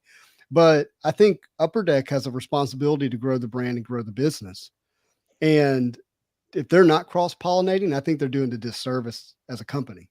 And I know that may not actually quote protect the hobbyist and collector to some degree, but I think they need to keep some similarities in terms of what other trading card collectors might would go, oh wait, I have some of those, but not in my favorite Marvel character. Oh, let me get another jambalaya too. And I'm thinking of we led the show with a guy named MK Sports, who is a Michael Jordan collector, very specifically Michael Jordan in 90s. And early on in 2020, he was priced out of sports PMGs, so he picked up some Spider-Man PMGs. Okay. He then waited however many months and then traded those Spider-Man PMGs for a very rare Michael Jordan Ruby card. And he did that. And the conversation he had with me was like, hey, look, they were similar in terms of the type of card. So I had some understanding of it. And that allowed him to elevate his personal collection. And I love that story. For what it's worth, I think it's a great. I mean, he ended up getting about a $200,000+ card for some Spider-Man cards that people didn't want a year ago. Wow. So I get it. I totally get it. But I think it's important for Upper Deck to keep things like jambalayas. I like jambalaya. If you don't know, jambalaya is a food that's made in a pot. You know, there's a bunch of different stuff. You stir it together. It's not supposed to be super clean. It's supposed to be a jambalaya, right? I don't know anything about it. I just know that this is not a card I'm going to buy, even if it's thousands of dollars in value. Well, yeah, right? We should. You're not alone. You're not alone. That's for Yeah. sure. You're not alone on that one for sure. But Ultra even Power these, looks really good if that's designed well. I think for these cards, I'm not going to judge them now until they are, until I can see them printed and see what they do with them, because now they look so flat Because and they look I do so like the flat. So background. really what you're looking at, the best thing to think about when you look at these mock-ups, and this is for everybody who's looking at Marvels for the first time, that's a great American Chavez, actually.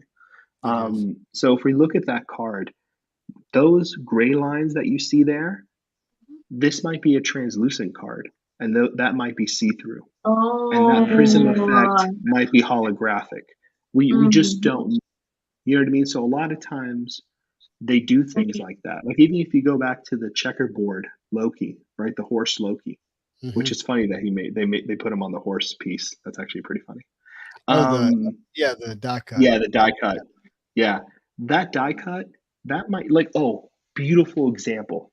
You know what? Oh, damn it. Hold on. Beautiful example is the Marvel Premiere bust Yeah. cards. Those look very flat in a photo. That's the perfect example. So can I share my screen real quick or You no? should be able to. All right, let's try it out. What? You have that power? I would have been sharing my screen. You I'm should He be. only lets certain No, people. I'm playing. All you're gonna see is black very- suit he's very Spidey. You let picky. me share my screen. Do it. Do it. No, just like Prove it. prove it. Prove it. Prove you like Black Suit Spidey. Hopefully this works. No, it's not I gonna let me. lost everybody for a second. My goodness. Audio? Oh, I'll prove it, Naj. I'll prove it. I sent you the link through the private chat, Justin, so you Are have you it. sending it to me? But if you Okay. look at eBay, yeah. Oh boy. Proof accepted. Proof accepted. Naj is like dibs. All right. So I will share, Norn. You give the dialogue. Yeah. Boom. So I'm looking up a video Did my too. internet just leave us? I think it might have. Hold on, actually. Trying to see a video. So if you look at these cards, they look horribly flat. They look horribly flat. Trying to find a video of an unboxing from it. So, for instance, if you look at the Spider-Man here, right, it looks horribly flat in the image and looks completely washed out from like a color design perspective, right? But Mhm. actually, the card is really thick, and the edging on the card is really detailed, and the bust image of the character really does significantly pop out from the base that it's on. And there's a variant of this that is completely glittered out, kind of in gold. And it really does look like a little statue of the card. Nice. Flat image, lighting. Most of these guys just put it on a scanner bed and scan the card, and it ruins everything that's special about the card. Yeah. But you would have no idea unless you had it on hand. Like I'm telling you, there's so many cards that were on ePack that a lot of us were hunting for. And we're like, at one point, we're like, are we just hunting this for the rarity or is it cool? And then one person would ship it home. And then on the group, they'd be like, oh my God. And then you could see all the little stuff that gets us going. And it's completely different. So like those flat scans, I agree, they look horrible. If those are the cards, it's over. Like the hobby's dead. Let's just all leave and get out of here. No, but they're not going to be. I was thinking that maybe not don't want to be a part It's of it. pretty. I'm just going to jump out this window. That's enough. But no, the cards will look really dynamic and really interesting for sure. I think that Once we have like actual Uh, prototypes, they'll look great. if you liked every Marvel card that was made, you'd probably have a condition. Like that wouldn't be right. Or normal, you know? It would be called delusion. Yeah. Naj, do you like this? Mm, no, but I know the comic that it's from, but I'm like, Yeah. not my favorite. It's a Fine. sketch card, so it's somebody drew that on there. It's not a Oh, print, all right. you know. So does that help? Does that make it any better? No. Well, if you're addicted to high fives, that's somebody I would date personally Right. because you just have it all day. Just like, hey, what's going on? You get There that you high go. 30 Cool, real quick. nice. I'm not gonna lie, not my favorite art either. But there's not a lot of 6-arm Spider-Man sketches, I can Especially- totally see why. especially full body like this. Hey, whoa, That whoa. is brutal. I love Look. it. I didn't sleep. Sorry, I Hardcore. honestly started working. It's the Hardcore. best. Look, I mean, Spidey hits. He's got 6 arms. Oh, Naj, now we cannot say anything negative about the card. He just made it personal. He just said Yeah. Spidey hits. We have to love it. We love it now, Sorry, Naj. He's sorry, branding. sorry. It's just I He's don't. branding. Sorry, it's just the time when Spider-Man got his 6 arms. It Yeah. doesn't make sense to me. So this is why I'm like, it doesn't have to Become make more sense. like a spider. You know, it eventually. Everybody goes through Full puberty spider. differently. Okay, Josh? It's just a fact. Okay, we don't have to judge everybody. Right. Somebody Here- just here said places. scans suck. And scans Yeah. do suck. That's the truth. Like if you're For gonna sell a everything. comic book on eBay, learn how to take a picture. Stop scanning your comic books. You can't see any imperfections. Everything looks not the way it actually looks in real life. Cut it out. Learn how to use a camera or do not sell a book. The Exactly. scanners suck. I'm done. You know, true. the scales on It's true. Naj's shirt, they should have been telling about how the night was going to go. Like, you live, you die. You're good, you suck. Not, Green light, I know green you light. don't get it because you haven't watched Moon Knight, but For shame. I also lost my internet connection for the last 15 seconds, and it came back, and then you said, "You live, you die." I was like, that's "Oh." it. And the scales. She The has the scale. scales. Yeah. The scales on Moon Knight. They decide if you live or die. There's no gray area. Oh, True. Green or red, no in between. And today it's red. I mean, obviously it's red today. So sorry. Oliver has been asking to pull up pictures of a Spidey jumbo and to pull up the clear Spidey card sketch. I'm assuming because they're impressive, and he wants us to see something Yeah. that looks really good. There's 3 Spider-Man jambalayas, but he's got to be talking about the 2013, right, Norm? Okay. I need to switch Naj, Ben says he loves your blunt honesty, and I think it's priceless. And Thank you. And Thank you. It's not always like this. It's just because I didn't sleep yet. So it's We love it. 5 Keep it in up. the morning here in this part of the world. oh my goodness, thank you so much for doing this for us, Naj. Like, that's so incredible. It's a Like, pleasure. It's a pleasure. I'm so happy being here. You have no idea. Okay, here it is. I just need to switch it really quick. I'll be back in. Sin City says there's not enough Marvel collectors yet to keep it strictly like Marvel focused, and that goes back to Justin what you were saying about jambalayas, right? Like somebody that recognizes that insert and says, "Oh shoot, there's these jambalayas too." So I definitely see that. Oh, that's pretty cool. All right, I'm gonna wait until the delay puts it on my screen so I can see it bigger. Yeah, and I'll tell you, I've only ever seen this card once in person, and it's the only image of it I know that exists online. It's a beautiful card. It's one of my favorite Spider-Man cards. Let's geek out over just price point real quick. I'm always actually interested in stuff like that. Does this card sell? How many of these cards are there? What are some of those details here? Less than 15. Mm-hmm. Maybe less than 10. It doesn't pop up often. I'm assuming a person has more than one, hence why it hasn't popped up, and they have a complete set of jambalayas and an extra Spidey. Mm-hmm. There's probably a 9.5 or a 9 graded somewhere. I'm not sure. There is 9.5. Yeah. So yeah. So okay. Then yeah. You know. Okay. So that's there.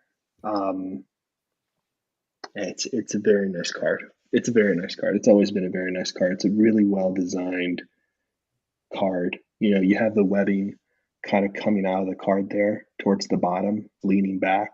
It's just a really cool. No, that's the jambalaya, Jay.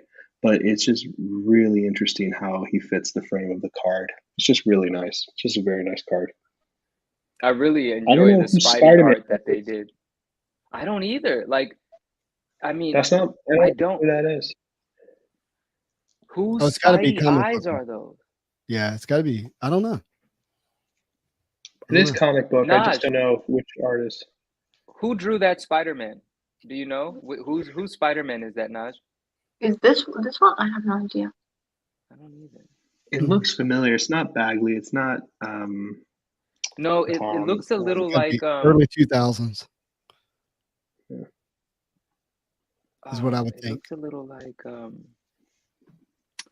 I can't. Anyway, what other card was I going to look up? A clear one. Oh, he's a clear Spidey sketch. A clear Spidey sketch. Those two, I don't understand how those work together. I want to see it. Humberto clear Ramos and sketch is who Keith says. He shows okay. Forest Moon is awesome, by the way. Awesome Star Wars collector. Has a lot of really great stuff on their page. They're really funny. Who? I like him a lot. Forest Forest Moon Moon? Collectibles. He's Dude, one of the he's best. incredible. Incredible. Letting the team If you're down. interested in Every time he vintage posts Star something, Wars, always fire. Always fire. Very and very impressive stuff. educational, very informative. I didn't know anything, and I've learned quite a bit in just like a week's time. Yeah. Totally. Really I still good don't stuff. know what the clear Spider-Man was. I think he means the acetate card. Maybe the Maybe so. Is it TI-22 or TI the Quick 22? Strike. Yeah, let me pull up the TI-22. The TI just sold, right? It did. Or one of them did. That's a good Spider-Man too, actually. That's That cool. one? Yeah, Sinaj in the scans when they first showed that card, you couldn't, it looked completely flat. But when you see it in person, the translucent, the hologram, the back of Spider-Man has all the proper text for the card on the back. It's actually a very nice, crisp looking card. That's nice. They really should do videos. So Did you now- hear her? She said, "That's Yeah. nice." Yeah, that's nice. That's nice, but it's still too busy. Okay, so I'm now help us understand what Marvel card or what art on a Marvel card you would look for. Oh, I can answer this question for her, but I'm not going to because that'd be rude. do it. Uh-oh. I Go ahead. just anything that's it would be like classic and clean and just Okay. like I'm not using the word generic in a negative way. Generically good looking, like not just shiny and see through to appeal to like a younger audience looking for something exciting graphically. Just a generally good looking item, that sort of thing. No shock appeal, good looking, and that would appeal to Naj most. That's what I think. What character? Because I'm gonna find a card. I'm gonna see if I can find something. Because we're gonna I'm make going to this. give you an example of a card. Let's do this. I want to see if we can do this because maybe I can find something and kind of because I have very specific I tastes. actually know which card I want to be my first card. I already asked myself ready. that question, and I If already it's super know the hard to answer. find, maybe you should It's not not show super it. hard to find. It's it's just very beautiful. Ticks all the boxes for me. Are you ready? Yes. If she shows me a surfer and this is a joke. Oh. Hats off to you, my friend. Hats off to you. That is iconic. That is historically relevant. That is aesthetically pleasing. And you know what else it is? It's Black Suit Spidey. You win. You know what it isn't? It isn't rare. I don't care. That's true. In a PSA I have the 11, original art if you want to see Hey, it. Justin, it's rare in a PSA 11. I don't care what you say. You don't care what I say to you. No, I love that card. I would love it in a PSA 10, even if it is going to be expensive, but I think it's a beautiful card. Like that card right now, you can get gorgeous. between $275 and $325, I would assume. it is like still, it's a good price. It's like my It's a price beautiful range, I card. think. It's a And beautiful card. 1990, and I don't know who's the designer. Wait a second. How do you feel about this one? I think it's. That's a I don't beautiful think Tom card. Morgan My drew goodness. that. That's a beautiful one. That's a Beautiful gorgeous one. card. But I would like it to be more like a flat. I mean, I don't know if I'm using the word correctly, but like the classic comic book style. Yeah. It's my favorite style. Naj is an old soul. I love this style. I love it so much, and I know that this is going to, most likely this is going to be the first card I'm going to purchase, but I'm still looking into others, but I know I'm going to get this one for sure. Definitely. I'm going to give. That Silver Surfer is beautiful, though. Just wow. The silver is very beautiful too. Yeah. It's amazing. Okay. Here you go. I'm going to send you something, okay, Justin, so you can share. Okay. Yeah. So I agree with you, Naj. The 1990 set is like one of my favorites as well. And I was lucky enough to find this. Is this Instagram? Tell me if you got it. The private I card? can text it to you. Oh, I won't be able to put it on the screen if you text it to me. Okay, I just Instagrammed it to you. I Yeah, can't go Instagram. upstairs to grab it. Instagram to me, and I will share it. Done. Done. All right, I've got it here. This is So it's one of my favorite. Like, I love that 1990 set because it's just so classic comic book. The white, the color border. Oh, that's It's beautiful. stunning. That's So pretty. that's the original art for the Surfer card, and I was lucky Wow. enough to find that. Yeah. who's this? And Who's this it's dude gorgeous. at the bottom in the reflection? Like, I'm like all geeky now in the Bible. Oh God, so excited. I'm like drooling a little bit. That's why it's in plastic. But yeah, That's awesome, man. they're Congrats on that. but all the original art on that stuff is that size. So it's like so check this out. You guys will appreciate this being comic book people.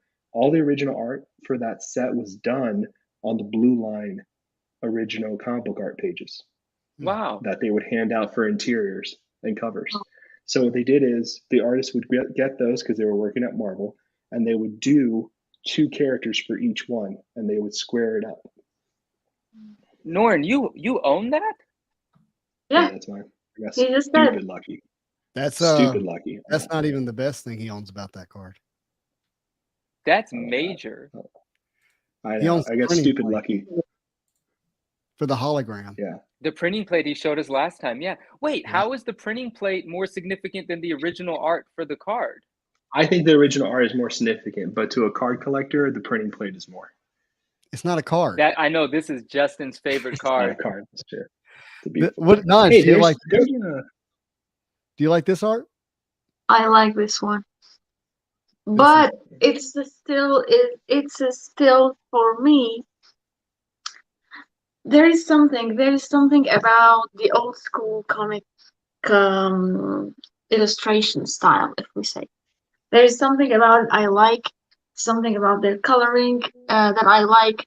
There was a time when they started doing the gradients, which was in the 90s, Mhm. and for the end of the 90s, let's say probably 1998 or something like that, we started different types of colorings, and it was fine. But then in the 2000s, they went all with the very realistic rendering style, and that's I don't like. Gotcha. So this one that you just showed has that in between Mhm. feel to it, like when they started doing the gradients and the shadows and the coloring started being different, but it's still appealing. But then when they go fully realistic Digital. with their rendering, sorry.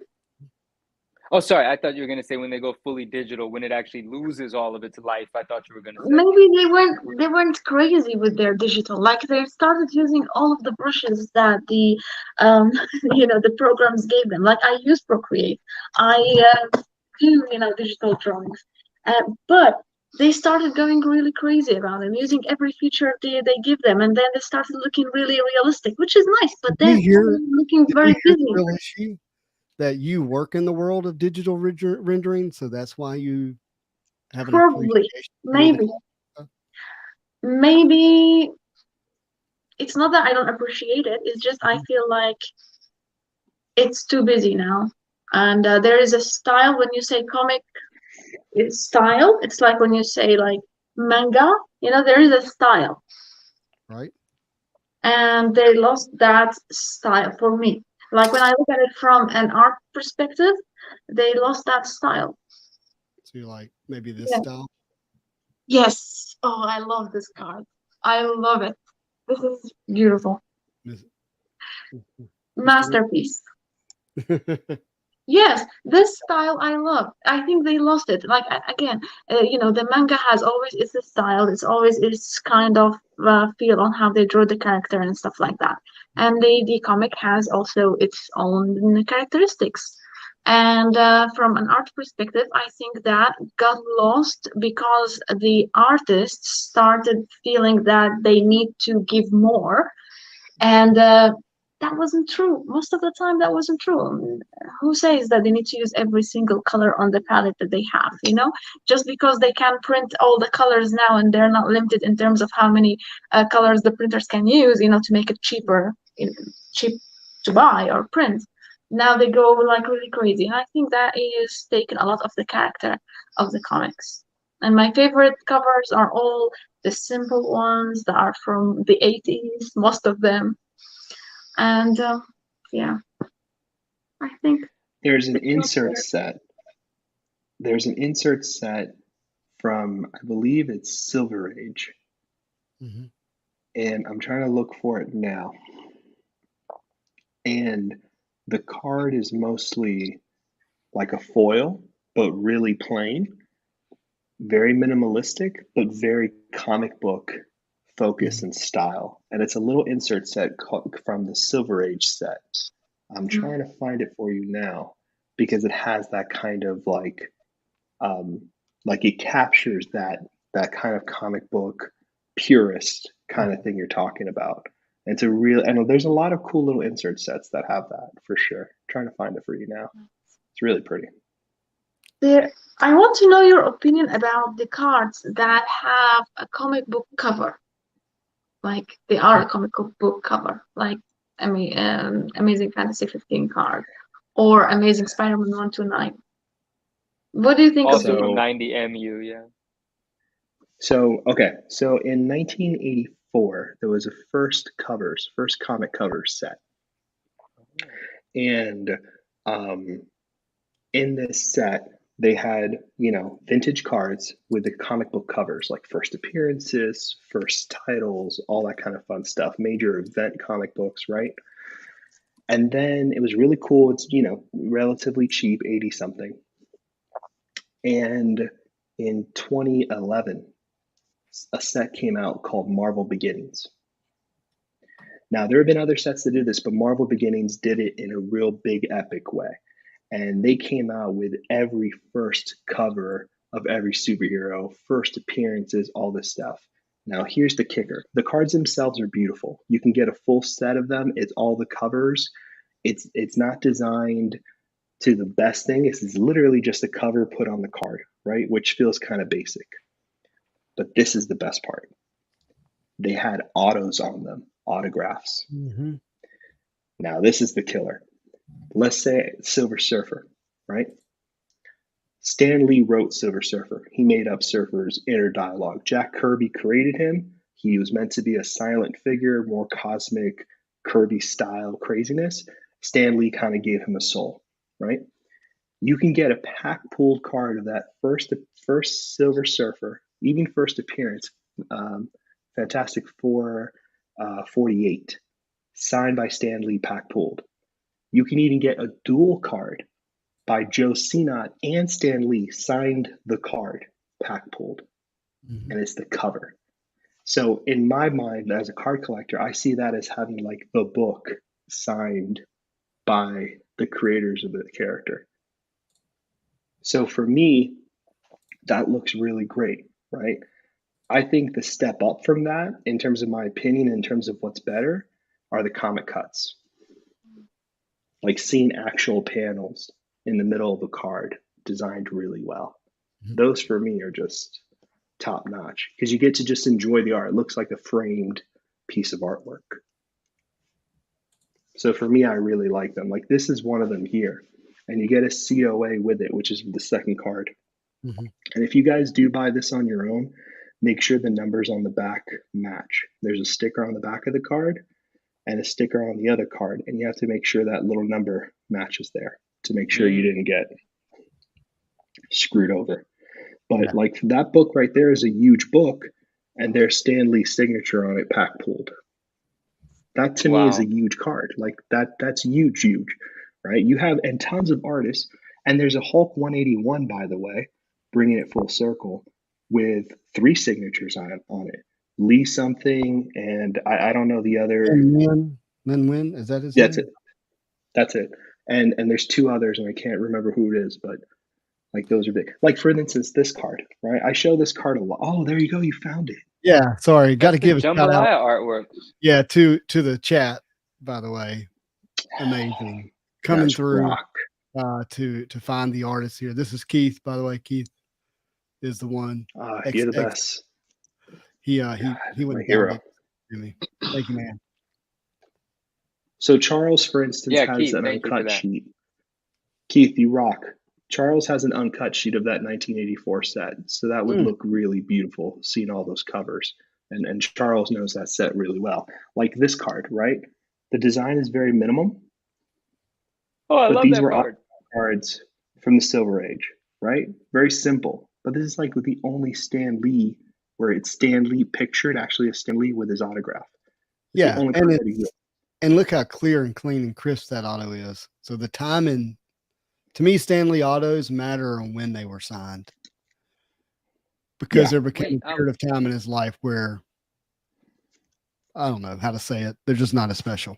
He gets older. He gets older, you know? There's that, but there's also the sad truth about how many people took advantage of Stan Lee in his later years and just forced him to sign 1 million books a day, like That's my point. monsters, like vultures. It's disgusting what they did to that man. It makes me feel that's terrible. why I personally don't like, yeah. But that's why I do the pack pooled. That's why I think Stan Lee pack pooled autos in Marvel cards are so important, because they are very much not overproduced. There's not many. They're very clean, and they're very much in the time period where he himself was signing, not getting taken advantage by a family member, not under distress. They're very clean. You know, in beginnings, there's variation. There's a very clean marker he used and a marker that wasn't working too well in some of the signatures. You know, but most of his signatures in the Marvel cards, pack pooled, were done by Upper Deck, done by people at Marvel. So when I look at those cards, I value those cards more than some books with a Stan Lee auto on them because of that. Good points. Because man. I know the lineage, like where it came from, the linear, nature of the piece. Yeah, and that's actually true. Like sometimes when I'm looking up a signature series comic book, if it's one of the more recent Stan Lee signatures, that has an effect on me. I'm kind of like, well, I don't know if this was done in a genuine way. Yeah, it puts me off. It really does. I was looking for Surfer, and it was putting me off. I didn't like it. If you sign a comic book, you're damaging it. So that's that anyways. So like this is a dual auto by Stan. What? So this is one of the Justin just said Stanley something autos. and then ran away. Yeah, let's take a look at this. Okay, very nice. Very nice. So really cool looking card because it has like a sketch of Spidey by Mike Wieringo, who's a huge artist and comic book creator. You know, both of these gentlemen passed away, and this was a redeemed card, only 100. And it's just a very beautiful dual signature of this card. But we don't know if 100 of them were redeemed. Right. So there could only be, I think they might have done 100 with the dual sig. This was the first Impact achievement, guys. Like, let's just be real.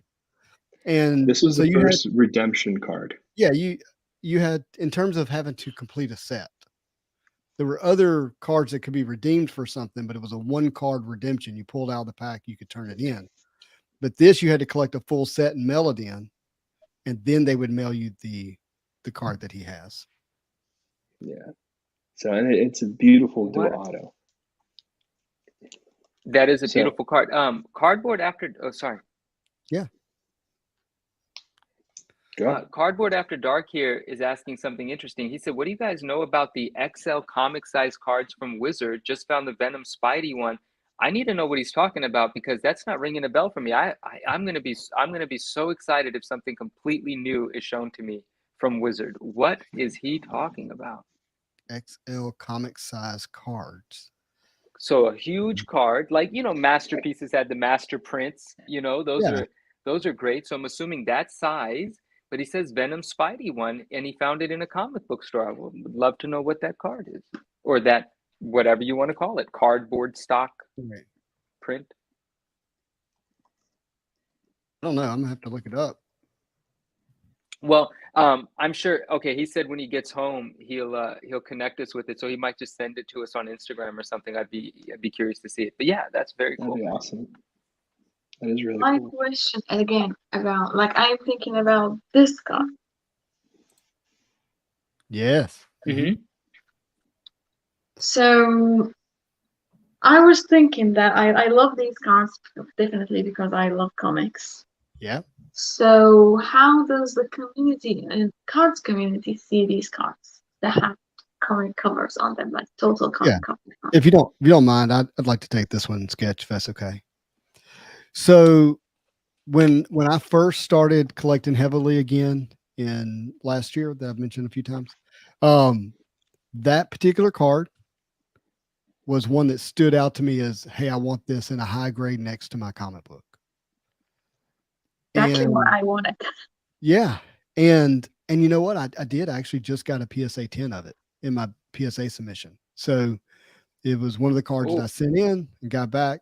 I'm very happy with it. I do happen to have a 129, and I'm looking forward to being able to display those next to each other.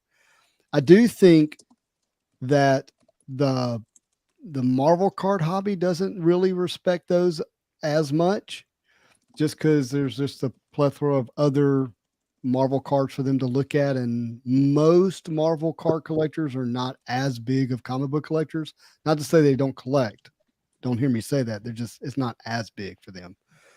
So I think for the comic book person coming over into Marvel cards and dabbling, that they're going to want to pair their collections. They're wanting to be similar. Exactly. So I think that when, if ever, CGC starts grading Marvel cards, depending on how those slabs actually look, you could see those type of cards have a different place in the hobby because of how they'll go graded next to a CGC slab for their comic book. It's true. That's true. Mhm. That's true. We're very predictable, aren't we? We like what we like. I think it's good. I think it's great. I mean, a lot of people don't like don't like published art on cards. They like original art. Cards done art specifically done for cards. But the truth is, there are so many cards out there that use images from famous comic book covers or famous moments of characters, like the black suit Spider-Man. Getting the suit on for the first time. Seeing that on a card is even better because getting that, let's say in a CGC slab, putting that next to the cover, right? Mhm. The synergy of that is just phenomenal, right? How can you beat that? I think it's great, and I think it's a missed opportunity by a lot of people who, have been in the hobby for a long time, so they get to see a lot of Mhm. different things, and they forget, like, oh, that's the first time Jim Lee did Wolverine. You know what I mean? That's a Jim Lee Wolverine card. That's crazy. You know what I mean? Like, I don't know. Like that So, stuff to me is going to get more and more significant, like Spidey said. and Naj, I think the 1984 comic cover cards will likely be what people ultimately are drawn to maybe first, but then the 90MU from there. And then you have Marvel Beginnings, who's going to have the creator autos on them. And those are probably the top ones. And some of those can never be reproduced again, which is the So, craziest part about all this. right. So I have an auto of the AMS 300 cover on a card. It's not Todd. I wish Todd had signed it, but happy to have it. That's awesome. yours is the one signed by Michelini, the writer? Correct. Right. That's Very cool. nice. I remember you told me about that, yeah. Mhm. That's actually really cool. Yes. My Got favorite card. Going to get my favorite card next month. Yay. Great Has pink card. in it. Why not? Pink, purple, black suit Spidey. Classic.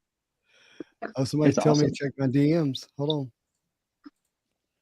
It's a great Oh card. yeah, I It know really is exactly a great what card. he's talking about now. So hey, here's the wizard that Oh, cool. Marvel After Dark is telling us about. Bryce is right. The classic art shadow boxes are a really nice insert. Oh, Yeah, I know they're that actually that's super one of the great. master prints. Yeah, Yeah, that's awesome. I think I Doesn't it forgot say to have master wizard prints on at the it. bottom? The answer is yes. Mark Bagley master Yeah. print. I just forgot that it had Yeah. any association with wizard. Me too, actually. And I really love this. Dude, that's a cool find because that artwork is so sick. My Yep. goodness, I love that. It's a great piece. That's The, dope. the art on the wizard covers is my favorite. All of them, all of the covers. Probably my favorite one is the Venom one. The art in there, the way they colored it, it's the best one for that in between time before they ruined it.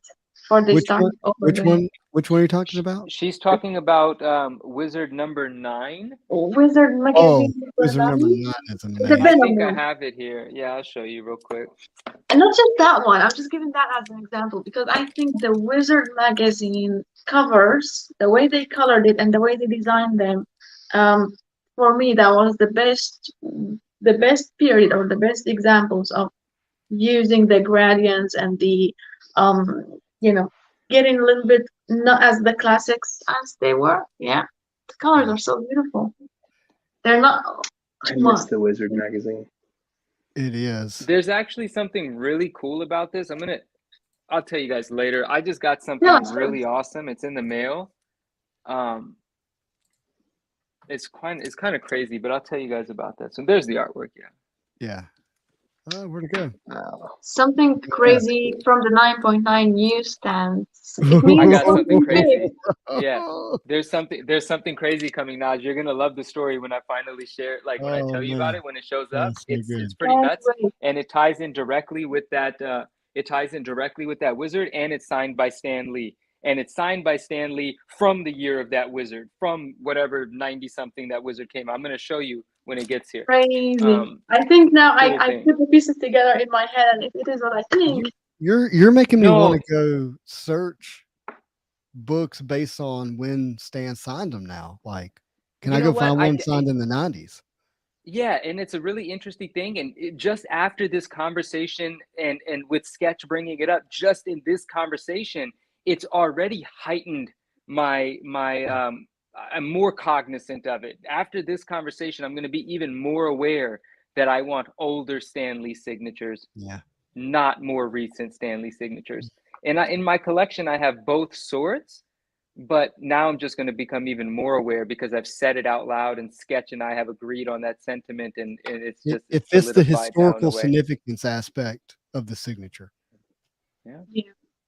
Yeah. And it brings me back to the Stan Lee sketchograph with Otto and Sketch, pack pulled with a stamp and penciled nonetheless, right?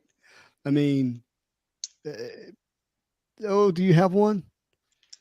Is that what you're about to show us? I thought you were about to show us Show you what? Stanley. Oh yes, golly. Wait, hold on a second. Did Stanley sketch? That's a Stanley sketch card signed by Stan Lee? Stanley sketch card. So not only he did two things. He did a Spider-Man and Marvel Creator Collection 1998. He did 100 of them. But he did one more. And in the complete Avengers set, he did 100 Captain Americas. Wow. That's insane. Wow. thank you for sharing. Beautiful to see. Wow. So Stan Lee drew that smiling cap right there. That's amazing. There it is. The resemblance, yeah, it's not there. No, it's a really cool card. I'm very, very stupid lucky to have it. Very stupid Congrats, lucky to have man. it. That's amazing. The But yeah. printing plate for the Surfers amazing. So many amazing things. Yeah, but at least you guys can see it. Like this has not popped up anywhere. A lot of people have not been showing this Yeah, card. you haven't posted this, guys. I don't know if people realize No. he's sharing tonight. That is I wanted to very show cool. it to you guys. Yeah, but it's Thank a really you. cool card. It's a really cool card. But it's good to see these things. You know, I never seen that. Like I took forever to even find out that existed years ago. I had no idea. Yeah. So is there a Stanley auto with as much of a chase and grails as the Jim Lee and Boss auto? Yeah, Yes. I mean The very yeah, first that's pack pull Lee auto. it's going to be out of 1996 Marvel Onslaught. yeah. Marvel Onslaught is the set, which is is a set that you could buy at Walmart back in the day, right? Like it was available, and they have Stan Lee, Rob Liefeld, Jim Lee autos in them, with Stan Lee signing double what the Jim Lee and Rob Liefeld signed, if I remember correctly. So Jim Lee signed 100, Rob Liefeld signed 100, and Stan Lee apparently signed 100. So there's 50 of one and 50 of the other, or he did 100 for each card. But I'm pretty We don't sure know. it was. Got We don't know, but I'm pretty sure it's 50 for each. Only because at the time period, a lot of the cards they would give Stan, they would only give him to do like 100. I Mhm. don't, like all the really big Stan Lee cards, they only ever have him do 100, from my knowledge. I could be wrong. Could be wrong. Right. And what Norm means by each is you have a Mr. Fantastic, you have a Captain America, you have a Silver Surfer, and Iron Man. Iron Man are the 4 characters. Stan Lee signed for 2 of the characters. Rob and Jim Lee signed for the other 2 characters. On card, pack pulled. Stamped. Good stuff. First Yep. pack pulled Stanley auto. Yeah. So like they originally thought the first Stanley pack pulled auto was the hologram for 1991 Marvel Universe, where he signed on the back, but it wasn't true. And that was actually put in some tins, like the card tins back in the day for the set, and given out at a special event. So it wasn't pack pulled, it was just something he did for a party. But the very first advertised pack pulled Stanley auto is out of the 1996 Marvel Onslaught. Hey, like these odds, 1 out of 4,500 packs. Whoa.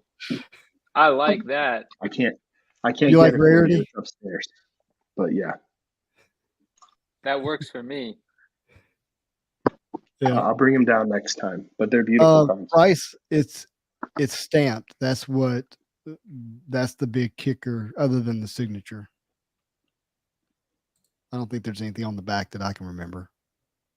So actually, the cards from Onslaught, the 4 cards that are Mhm. autos that are signed, on the back of the card is completely different from the card as it sits in the set. It has a picture of Stan Lee or Jim Lee or Rob Liefeld, and it has a quote from them on the back. So Oh, the card itself is actually also physically different. That protects the signature, because that means if someone gets one signed at a show, And there's a lot of con people who are on eBay with POAs and not telling people it's POAs and saying it's signed by whoever, and the signatures are wrong and all that other stuff. So it's a shame. Wait, POA. Wait, POA? Yeah. It's Proof of authenticity. personal Oh, proof of authenticity. Yeah. Naj, what time is it over there for you? 9:30. And she hasn't been to sleep all night. My husband will wake up any minute. Any minute. He was like, "You're still on." She did this for us. We are so thankful, and you brought great content tonight. Great value to the channel. I really appreciate it. incredible. Thank you, Justin, for having us, all of us. Yeah. This has been another episode 5 of the Marvel Show, right? I've loved it. We covered a lot of ground tonight. Any last thoughts before we wrap this up? I feel like Thank we're just getting started. I'm sad. All right. It's only been 2 hours and 27 minutes. All right. Only. Yeah, no, he's right. Amazing show. It really has been. Look, so here's some things for you guys to know before you leave. Number 1, we're going to be at the Dallas Card Show this weekend, Friday, Saturday. I'll leave Sunday. And we've got a lot of great content that's going to come out of that show. My intent is to go live Saturday morning for the Saturday morning Marvel Card Show with Gingy Man from the UK, also like Naj. And depending on internet signal, we'll see how that goes. But hope to be live at the card show Saturday morning for a little while with you guys and gals. And then more content will flow from there. And then we'll be back again next Tuesday, 7 p.m. Pacific Standard Time, 9 p.m. Central Standard Time for another episode. Thank you for hanging out, asking questions, giving us a lot of great content. Guys, thank you for being on the show. If you do me a favor, hit the like button on the way out. Make sure you follow these lovely people on Instagram by the same name that you see here. And yeah, Hope you have a marvelous day. You.